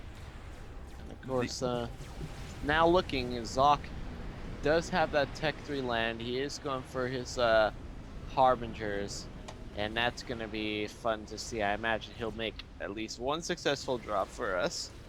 And of course, aside from that, though, there is a fight going on the right side. Tech 1 units from Mech Machine and a few Ishivas going against Hoplites, but Hoplites are faster. Hoplites, Manti are faster than Zuis and Ishovas. Get outrun, and then. Alright, a little bit of a move here from Dumb Noob, sending his T1 army up this way. They are going to unfortunately run headlong into that Harbinger that has popped out of the T3 factory for Zock, and that is going to make it very, very difficult for them to move forward. And even if they could, Oxide Iron has a stack of rhinos following up, which is going to make it even more difficult. So that is going to put an end to that push there from Dumb Noob. Pappy Noob struggling a little bit. He's got a few T2 PD online, but he is going to find it very difficult to withstand much of a T3 push from Zock. Oxide Iron so far not really pushing too hard with his land units. He's got a few gunships built up for maybe a little bit of air assault. He has switched to T3 air, so that is going to mean that he can do a little bit of damage with that. They already have decent air control, although actually T3 Noob has managed to build up a good stack of interceptors. So while the air play has been going on, it looks like the Noobs have actually managed to compete a little bit in the air games. So if Oxide Iron switches up to ASF, that is going to be problematic, but although it looks like he's actually switching for whalers, so going for the gunship option, obviously feeling that they've got enough in the bag of air control that he can use those uncontested. I would suggest he probably needs a little bit more ASF production so that he can make sure the interceptors are not going to be a problem for the whalers once they hit the front lines. Alright, so the static position up here is still static, and the ACU actually moving back for Pappy Noob, so feeling like he was perhaps a little bit vulnerable, especially with T3 on the field, so he's pulling that back, which means that there's a couple of T2 PD, a bunch of T1, and not a lot else to hold that position, so it won't take too much of a push. Interesting from Oxide, he has multiple Tech 3, oh yeah, he does have those whalers, as you already point out, and he is moving out with them. Interesting to see what kind of aggressive action he's going to work with. He is going to start making ASS, but it looks like he's going to go clobber those feel like they probably needed to move those interceptors in a little bit earlier, because those guys are going to come under fire from the T1 Air Force of T3 Noob, and that's going to do quite a lot of damage before the Air Force gets in from Zock, so I'm not sure that that was particularly well planned out. One Tech 3 gunship down. In comes all the support from the BAW clan, but the damage has already been done, so a lot of gunships already dropping down. That whaler is just about dead, the other whaler also just about dead, so leaving very, very little on those guys once the air battle had completed. So it's a very big mix of air forces roaming around above there, and it looks like T3 Noob is actually going to come out just on top. So it seems like Oxide Iron really did need to focus on those ASF a little bit beforehand, or get the BAW clan to at least send those interceptors and Swiftwinds in before the gunships, just to try and get rid of the significant number of interceptors that T3 Noob has built up. I'm not quite sure the BAW clan was aware just how much T3 Noob had put into air production. T3 Noob also looking like he's a little bit dangerous on this right hand side. He has got a support from a Harbinger there from Dumb Noob, and he's bringing up all of his Hoplites and Vipers, and those guys are going to start to do a little bit of damage there as well, so they're going to be a little bit of a problem, I suspect, there. That Harbinger taking a lot of fire, but those, well, there's so many Ilshivas in that mix. There's only 4 Ilshivas, so not a huge amount of force there, although there's a couple more rolling in, so that will be enough. It looks like T3 Noob is actually not going to pull up in time, and he's going to lose that entire force. The T1 PD around here is going to start taking fire from this loyalist, and unfortunately it switches targets just before the PD dies, and that does need to go down. One more couple of shots. 82 HP remaining. And then on the left side, in an attempt to break the stalemate, mobile missile launchers are now targeting each other. You have a stalemate creep when mobile missile launchers are shooting each other rather than structures. That's right, we've got some Harbingers and a few Obsidians up here taking fire from a couple of Harbingers from Zock, and those Harbies on Zock's side are going to easily come away with the win there. and make short work of that army. It looks like DumNoob is trying to reinforce the centre position. He's trying to push through what Oxide Iron has, so all these rhinos in the centre supporting those Vipers is the target there, and DumNoob is just trying to get rid of those guys, but unfortunately it continues to be a stalemate, does nothing but leave a stack of Reclaim in the centre there. So again, not a huge amount of movement. This is a little bit of a stalemate on both sides, although actually T3 Noob has lost his forces on this side. He does have a number of loyalists ready to go, but he needs to get those guys into play, and if he doesn't get them in quickly enough, the Ilchivers from Mech Machine are going to be able to come around the back and make their way up into the base of T3 Noob, and that could be a little bit of a disaster for him. So we need to make sure he keeps on top of that, and there is a transport laden with engineers coming in to grab all of that Reclaim from Oxide Iron, so actually Mech Machine as well, so those guys very much on the Reclaim board. Oxide's transport will land right next to the Loyalists, so that will be bloody murder basically, and they all die, and yeah, they probably pay like for Mech themselves. Machine's pulling.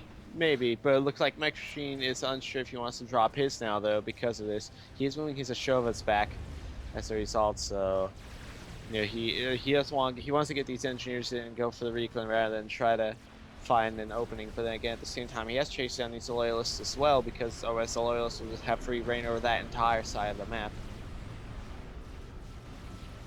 And now his teams are just A single Harbinger coming in to make a get to nuisance the of mic for himself. the and Loyalists DumNoob. tight. Actually, those loyalists coming into a direct confrontation with that T2 army there from Mech Machine. Those Illusions are very, very clumped up, and they are taking a lot of fire from the loyalists. I suspect that T3 Noob will be able to come out on top. There are those engineers which are getting the opportunity to grab that Reclaim. Yeah, the Ashovas being one of the strongest TT units, still being able to pack their own punch, just take down 3 Loyalists, forcing them to retreat. Tech 1 Bomber does come and pick up one Ashova itself, though, and those Loyalists will be retreating for the time being. Alright, are we seeing much in the T3 air game from Oxide Iron, because he's had T3 for a while? It looks like Zock is actually switching up to a Galactic Colossus, so he's just started construction on that. Yep, that is fresh out the production. Piling, looks like Oxide will be piling in most of the engineers as well as a few from Zock. Zock will, of course, be doing a Harbinger drop as well. You can see a transport just leaving from his base. And there's already one up in the north there, just causing all sorts of problems. So Zock's still on the raiding game, making a big nuisance of himself and just taking away those outlying mexes from Pappy Noob, who is still struggling a little bit. He's sitting on 97 mass per tick. T3 Noob dropping down to 40 mass per tick. That has got to be a power stall. Let's have a look at him. No, he is... That Galactic Colossus is actually building fairly fast, already over 60% done, still climbing 65%. That is going to be done fairly fast with all that joint eco, because some engineers were given to Mech as well. All 3 now there he's players. Working it. All 3 players on that south team putting resources into that Galactic Colossus, so that is going to build very, very quickly, and I think that is going to work out very well for them, because the noobs at the moment are not pushing, so the lack of frontline units being produced is not going to hurt the BAW clan, because there is nothing to fight them at the moment. So yep, and the Galactic Colossus is finished, and go. they are opting to start another one, actually. And they're just going to spew out GCs and overwhelm the top team, I think. I think that's their intention. They've issued a move order for that first GC, so Zock has sent it up through that forward position that Pappy Noob has constructed. That is not going to do much to stop the GC, unfortunately, and a ping does go down. I think there may have been a scout overhead from DumNoob, and that has spotted the GC, so the noobs will be aware that a GC is on the way. And is there any reaction from these guys? I'm not sure that there is. I'm not sure they have the eco, because T3 Noob's still sitting on a fairly low income, 68 mass per tick. Pappy Noob's sitting on 125 and DumNoob 155, so DumNoob actually leading the pack, but he is not. Oh, he's actually just started to put that into a GC now. So there goes the GC construction, just starting into the red, just 5,900, 6,000 hit points on that guy. So it's going to take some time for them to complete. Meanwhile, the GC from Zock is going to wander straight through the front lines. The gunships from him are also going to harass the outlying positions that Dumnoob and Pappy Noob do hold, and that is going to be a very, very big problem, and just not sure what the noobs can do to stop this. And the thing is, even if they can't stop it, though, Zock is building a second GC that is at nearly 60% done. So it's going to be a non-stop stream of GCs anyway. Now, of course, if the top team is able to kill that GC, then that might give them an opportunity to make some sort of comeback or hold out longer. But I mean, as is, their first GC's only at a little over 40% still. So I just don't really see it happening. And Zock's GC is passing the middle as I say this. So I just don't really see it happening unless they're able to, drop for some mass somewhere, but they're not really getting too much reclaim. That's right, and I don't know if they've actually got enough power, so they could potentially, if they finish that GC, they could drop this GC here from Zock and use the reclaim to build 2 brand new GCs a little bit faster than the ball clan can get 2 GCs online, but that would require the completion of this one. Actually, it is right up into the green. It's actually going to be reasonably close. We can see a lot of reclaim. And of course the ACUs are in the area, so there's actually 2 overcharges available right there, so the GC will be supported by those guys, especially if they're behind a shield. So if they can sit behind that Seraphim shield, and then, well, if they can sit behind that shield and get so the GC is finished, if they can also get a couple of overcharges out and actually another shield gen going up from Pappy Noob. So if they can do that, then they may actually be able to hold on a little bit longer, and the GC actually get those what they need to do is get those loyalists with the GC and get after that GC, because that GC has its back turned right now.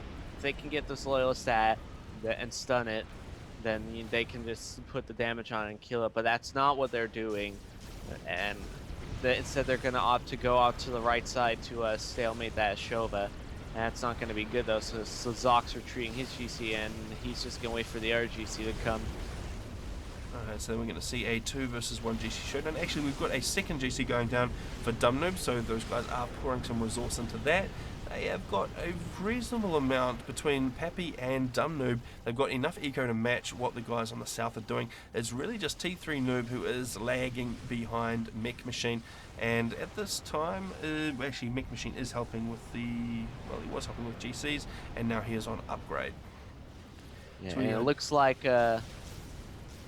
Dumnoob has opted not to push his GC, so Zock's GCs are gonna join up. It's going to be a little bit of a problem for SNF, because once they get the 2 GCs together, that will rip right through that 1, and even some extra overcharges from the ACUs. If they pull Dumnoob's GC back to the base and use the shields and ACUs to help, I'm not quite sure that they've got enough to stop 2 of them now. And the loyalists have to finish that second GC. Loyalists from T3 Noob managing to hold back the Ilshivas reasonably well.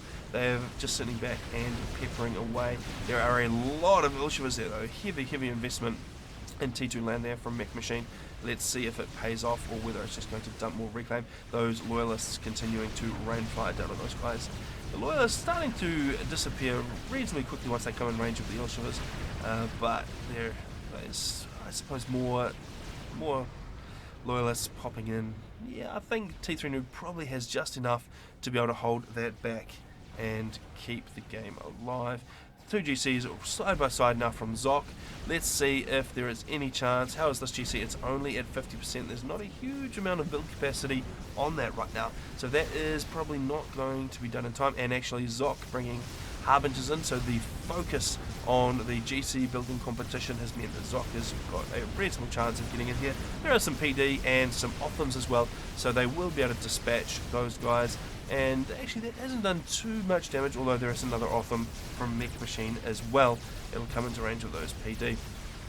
So Pappy being able to hold reasonably well in the north here. He does of course not have all of these mexes, so that is a little bit of an advantage to the Ball Clan. There are a bunch more mexes, and in fact Zock could probably safely build these guys now and not lose them anytime soon. So the GC building game, that's up into the green. This GC perhaps out of position. Why is he so far back? He needs to turn around and use his face laser to some good. And what is going to happen with these guys? we've got GCs, 2 GCs against 1. It is not looking particularly good. There are no overcharges coming in. In fact, that GC turns tail and flees, and he takes an extra fire to his back. Oh, the second GC will finish. It's just finished. Do we see any But overcharges? Now, No. but Pappy's ACU was being focused, but they're not chasing. And now it's 2 versus 2. It looks like, Dumb Noob's going to lose the GC, but Zock will lose 1 GC as well. But however, the Strat bomber coming in. Yeah. Multiple Several strat bombers. strats. And that's going to throw them that edge anyways. It looks like that that GC from Zock will still die, but the other one will stand tall. And a few FAMs and an ACU coming in as well. ACU will probably gonna try to overcharge, but needs to be careful that the GC doesn't fall. Oh, all these shields up though. That GC will still die, but a lot more damage. Yeah. Happy Noob wants to try gun overcharge, but the strats just won't let him. And it looks like he gets hit by strat and gets picked off by a GC. Alright, and that is a severe amount of eco that is now denied to the SNF GC building lineup, and that is going to be the end of that. So Dumb Noob, I'm not sure what happened there. It was a bit much explosion to see, but probably the GC finished him off. And if you saw that that second GC was 1 overcharge away from death. And we'll see if T3 Noob is able to do anything about it, but at this point it's looking at scores. I don't think he can, and I think this is GG easily. Now the main battle's over. So only 8,000 hit points, 7,000 left on that GC, but there's just nothing here from T3 Noob to be able to stop it. A single overcharge from the ACU would take him out, but I'm not sure that he just has anything, and that GC is probably going to grab a vet any second now, because there are a bunch of engineers and mass extractors, mass storage that the GC can finish off just to get that kill count up. Yep, he's 10 points away from that, and there's plenty of engineers there. They have been control K though, but I think he'll be able to pick it up off of these structures here. In comes the ACU looking for that overcharge. Is he going to get it, or is he going to get a laser to the face? He just vets first, so it's going laser to be to a the laser face, to the 27k on the GC. Too much to overcharge in a single go, and that is the end of that. So the hopes and dreams, or the wishes, you might say, being broken for the SNF clan by Break-A-Wish Foundation, living up to their name. Alright. So we saw there a very, very slow wind up to a GC building competition, and the BAW clan coming out on top, managing to dismantle the facilities for the SNF clan and taking away a few more points. So that was the 3 versus 3, so that leaves just the 4 versus 4 to go in this BAW versus SNF lineup. So we're going to jump across to that and see how we go. And of course, the 4v4 does give 8 points, so if if SNF is going to try and earn points, any amount of points anywhere, it's going to be here. All right, now And for this matchup, it's going to be Nexus of Reality and Mephi returning, as well as Scarecrow and Everywhere 116 making their debuts in the tournament, and they'll be going up against SNF members who have played the other rounds already. Silent Noob making his return from the 1v1, and Griever making his return from the 2v2, and then Pappy and Dumb coming back from the 3v3 as well. And they'll be facing them on, I believe, Rasty Elite Edition, it's called. Yes, that's the one. And I'm just waiting for my FAF client to think about the replay vault. So while that's going on, I'm just looking for... So Zock would have been in this game. I'm just seeing if there is a Rasty game for Zock, although I'm not seeing one. Let me just look at that lineup once again. So no, of course, Nexus, Scarecrow, Mephi everywhere. Okay, so let's go and see if we can find the game there from them in the replay vault and see who's going to grab the final points out of the SNF versus BAW lineup. Alright, so I've found the replay, so we can jump into that. Of course, this is the IGC Intergalactic Colusseum Season 7. Well, it's a 6-week format. There were originally, I think, 8 clans in it, but a number of them have dropped out, which is very unfortunate, and that has meant that we've only got 5 clans remaining, and we are seeing a few of those going on today. So we are just about now to jump into the SNF BAW 4 versus 4 on Rasty Elite Pro. The game is just loading up, it is just gating in, so we can go and see who's going to take those final points. Okay, so the noobs this time are on the left, starting with Silent Noob, who has opted for Aeon, Pappy Noob Seraphim, T3 Noob as Aeon, and Griever Noob as Aeon. So a reasonably heavy Aeon shift for the noobs this time around. Then we've got Nexus of Reality as Seraphim, Scarecrow as Cybran, Mephi as Aeon, and Everywhere as Aeon. So just a couple of Aeon players for the hover tanks this time for BAW, and then Nexus of Reality with Seraphim, and that'll be against the Zoes of Pappy Noob. Alright, let's check in with the initial build orders. So Silent Noob throwing down his first land factory, grabbing some eco, and he'll build those core mixers, so no first bomber for him. We've got the land factory completed now for Pappy Noob, and he has going to throw down some power generators and continue with his eco build.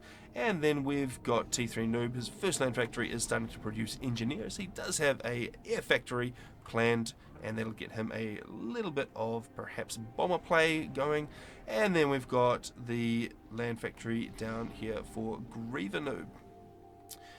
So, their opponents, how are they going for expansion? Of course, the expansion is not super critical on this map because there are not mexes dotted around all over the place. Basically, you just have to defend this zone here as well as your original spawn point and keep it up and running. Make sure those mexes are working for you. So, Everywhere 116, he is throwing down his little bit of power generator and moving up towards the hydro, so he'll grab that reasonably quickly.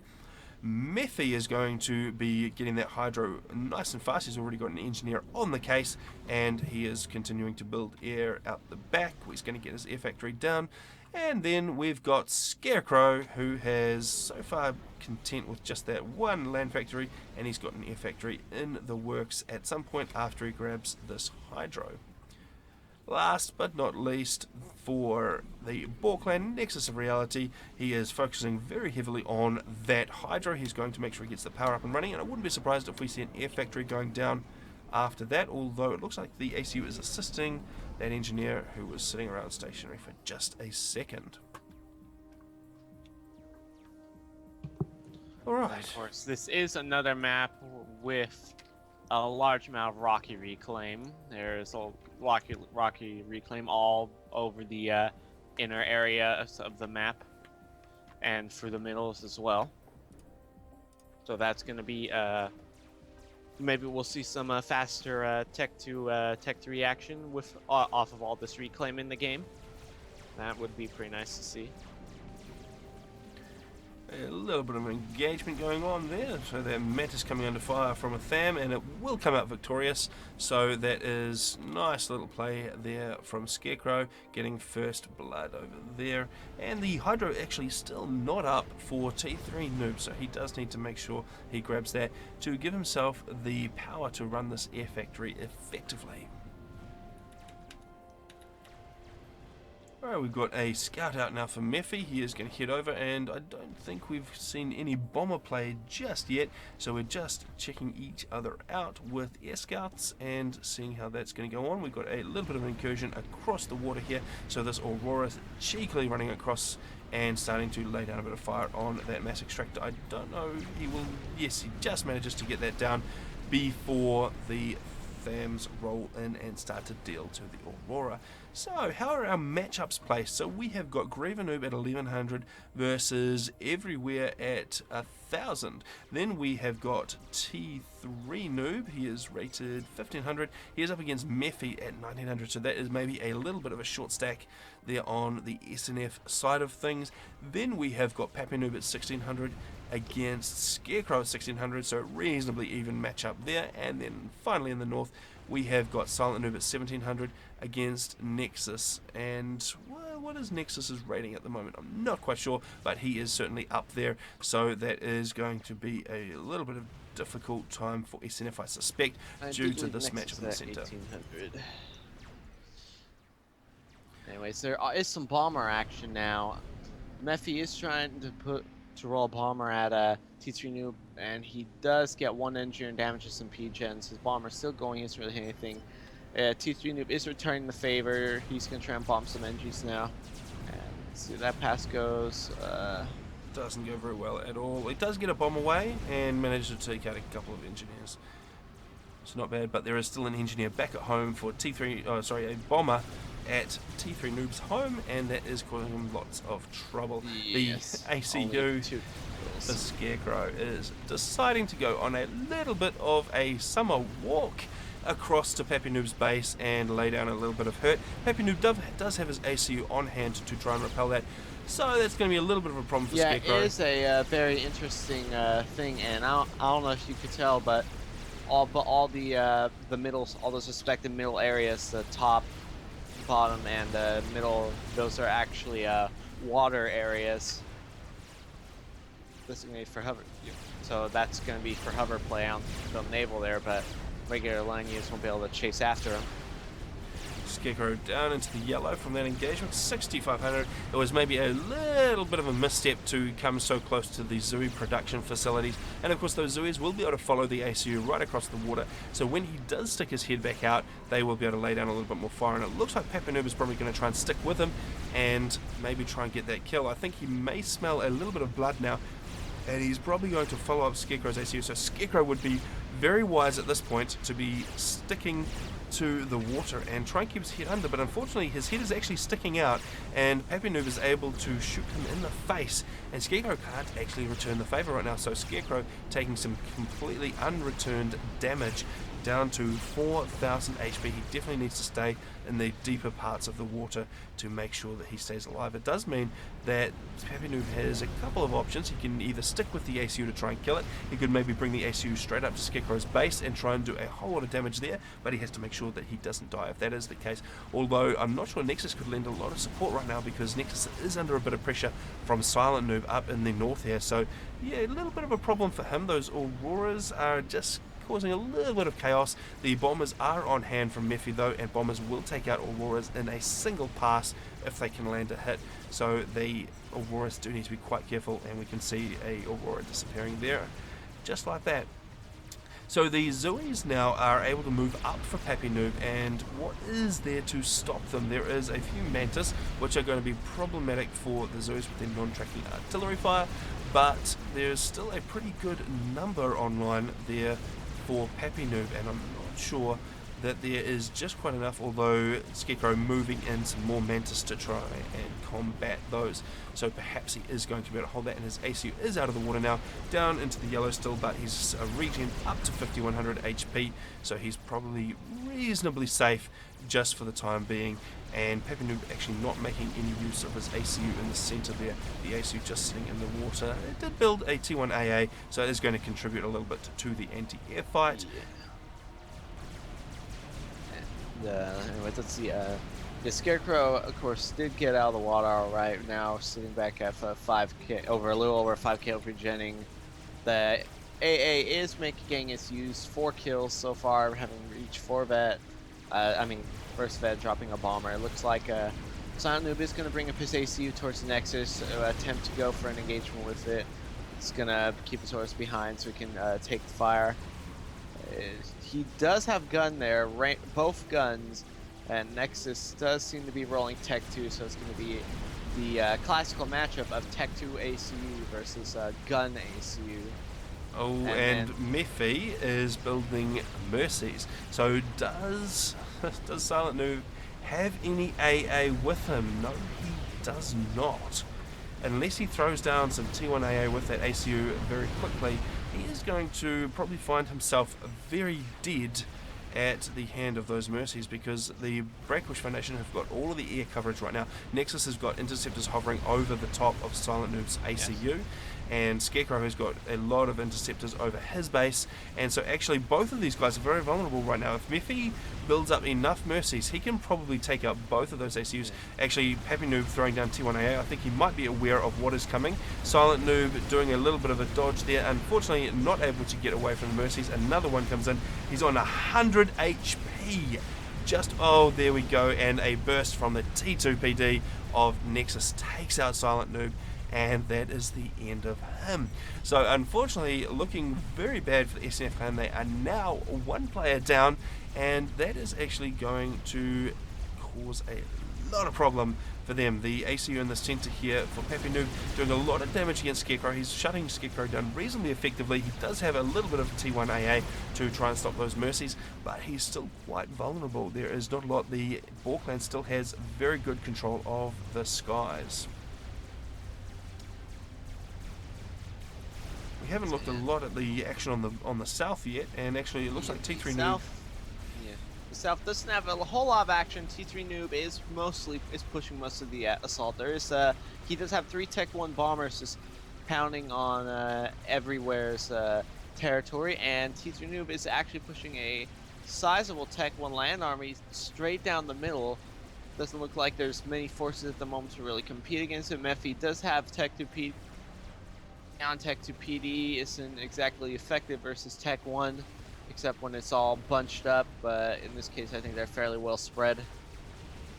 And they're gonna probably go ahead and do some damage to Mephi and hopefully try to get a little payback for the fact that they blew up his teammate.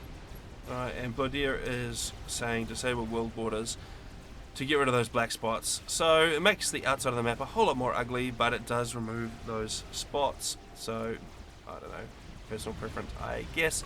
So there you go, Bladier. I hope you are happy. Okay, so it looks like the noobs are probably trying to double team Scarecrow just to get rid of that player. That is probably their only hope right now, although Pappy Noob has pulled right back into the water because he is down into the yellow.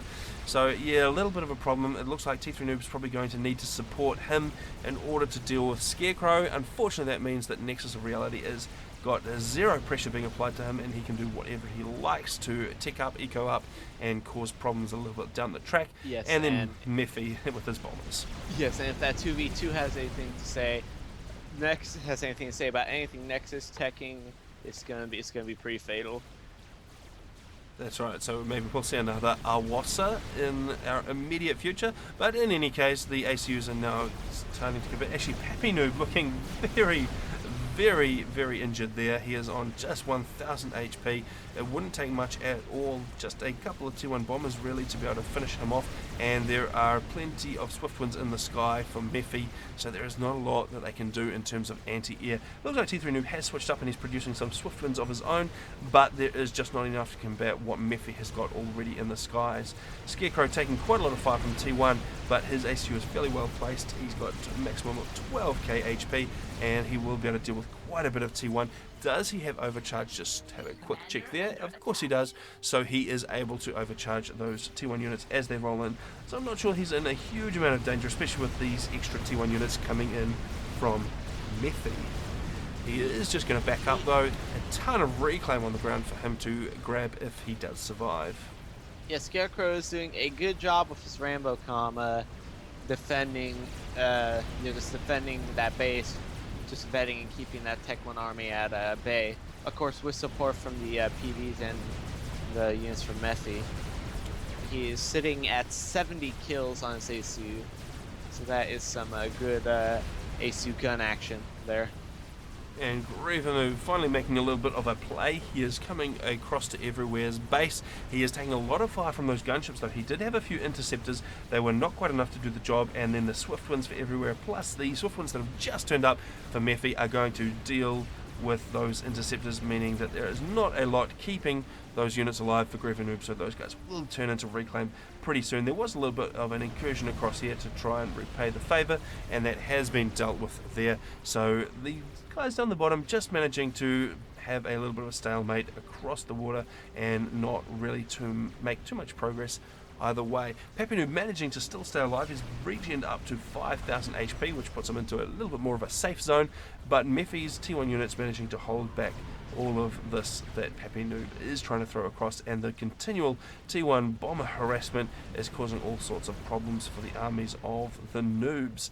And it looks like Nexus is actually making a bit of an incursion right across the other side of the water, and he is going to start producing things. So far though, not a lot to combat all of these Zoes that Papinu is going to bring in and destroy those factories with. So not a fully successful foothold on the other side of the river there for Nexus, so he will have to be content with sending units across for a little while longer. Speaking of units, he has actually switched up to T2, so he's got some Ilshivas starting to roam around the field. Those guys are going to be a little bit of a problem for the T1 army here for Pappy, so those Ilshivas, they'll be able to wander right through. There's also gunships floating around, there are still heaps of swift ones, and there are of course some Auroras making a nuisance of themselves in the water. So those Auroras will be able to pop across, they'll be able to start taking out these Zoes. If they're microed correctly, they'll be able to do a lot of damage because there are no tanks online over here at the moment. And Nexus, he might be going for a, I think his troll might be a little more simple last time. Based on what I'm seeing, he might be doing a Tech 1 bomber cheese, because if you look at his base, he has like 5 air factories producing stuff. Air factory producing gunships, 2 T1 factories producing bombers, and 2 T1 factories producing interceptors. So he's just going to do the Tech 1 bomber cheese and just kill all kinds of things right now, so as we're seeing. Yeah, so things still very static in the bottom here, so Griever Noob and everywhere, just occasionally trading blows, not really moving a lot. Mephi, he's just holding the line against T3 Noob in the centre here, and both these guys are really supporting towards the north where the main action is happening, which is going on right now. We're actually seeing a confluence of ACUs in the centre here, so we've got Pappy Noob, he's sitting on, what is that, 8,000 HP, but Scarecrow sitting on 12k, and Nexus of Reality just behind, he's sitting on 14.5. So there are a lot of HP worth of commanders just in the front line there. The front line units of Pappy Noob absolutely disintegrating, and that means the Hoplites and Mantis there for Scarecrow would be very able to rock on in and dismantle the ACU, although it looks like he's going to leave that to the gunships of Mephi, and it looks like Pappy Noob is going to go down to those gunships. I would suspect he's down to 6,000 HP, abandoning the point defense build that he was for some reason building. Actually, the gunships there for everywhere joining the fray. Every to seal his fate. And down he goes. So that is the top 2 SNF players completely dismantled, which unfortunately for SNF leaves only T3 Noob and Griever Noob down the bottom here. So that is going to not last too long, and unfortunately we do have a bit more of a roll once again, and it is just a case of ripping through the last of that. Where are the ACUs placed for the noobs? We have got T3 noobs ACU in the water here, so his head is sticking out, he is vulnerable to fire. He's going to move up, he's going to start trading fire with Scarecrow, but he's going to come under a lot of fire from gunships and units very, very soon. The Griever is making, in the meanwhile, another attempt to push on the south. He has a nice assault force of blazes, looking at about 27 blazes, 2 flax, and a mobile shield generator, pushing against every. Particularly sure he has much at the moment. He does have some obsidians, and he's mixing gunships, but of course the flak will take care of the gunships, and the fewer numbers of the blazes will take out the obsidians. So he is building up some Tech 1 PD and some other nice things, so I imagine he will take some more damage in the meanwhile though. So yes, a nice push. Unfortunately the back of his own base is going to come under fire from these units coming right around the back. There goes T3 Noob, so Scarecrow surviving with 7.5k HP. That is the 3rd out of 4 SNF players going down, and it is just a matter of taking out this last ACU. So he is sitting here, he's got a couple of static flak emplacements with him, so he's going to be able to shoot down gunships reasonably well. Unfortunately, there is a large stack of T1 and T2 units heading his way. I'm not sure that there is going to be enough time for a troll here from Nexus, because Griever is going to get hit very soon from these guys. Indeed, and it looks like the blazes are putting out the work due to their numbers at the moment. They do kill Every's Tech 2 factories. Tech 2 HQ. Well, Tech 2 HQ factory. He does still have a Tech 2 Air HQ and some PD. I don't think he has overcharge. The blazes are kind of going around his AC trying to damage his T2 power. He does have overcharge though, and the blazes are just in kind of grouped up. Looks like the blaze assault will be stopped as they are trying to kill his ACU, but that would just prove pointless. And now Nephi's gunships are coming in to speed up the process of blaze slaughter after an initial actually pretty good push. Alright, in come the giant squad of gunships, maybe thinking better of that, so Mephi just veering away from the static AA emplacements and just coming around to assist the destruction of the base. And so that will leave pretty much nothing there for Griever Noob, because his entire base will be destroyed, all his units will be gone, he'll only have his ACU, and that is not going to last too long against 4 complete armies.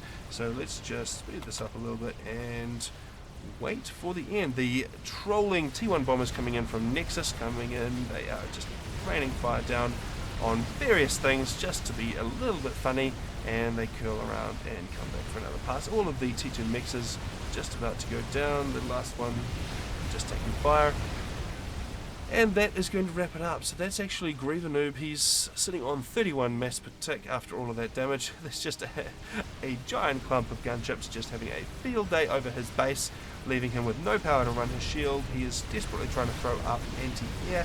Managed to get up a third one, and the Oblivion turrets will actually take care of the Ilshiva coming in. There is a bunch more Ilshivas, a bunch more gunships, and it is just a short matter of time to see how this goes. So I guess the only bets now will it be land or air that actually takes Griever Noob out? It looks like it's probably going to be air, because those Ilshivas are in, the Mantis are in, Wagners are in, and down he goes. In and and then we can see Mephi joining in the T1 bomber troll. So bit of trolling there at the end. And that is the final match of SNF versus BAW, going the BAW clan's way, and that means they are going to wrap up a perfect round, undefeated. Actually, that was even in the only other 1v1s. clan so far that has been utterly crushed up until now is UEF versus VOR, I think. So, and this makes SNF the second clan to meet that same unfortunate feat. I imagine Gently is pretty proud about it right now. he's just been a troll all day long. That's right. Okay, so that wraps up the SNF versus BAW clan coverage. We have now been going for 3.5 hours. So what I might have to do is do the Empire versus UEF games a little bit later. Although I suspect that is going to go very much in favour of the E clan based on what we've seen so far of them.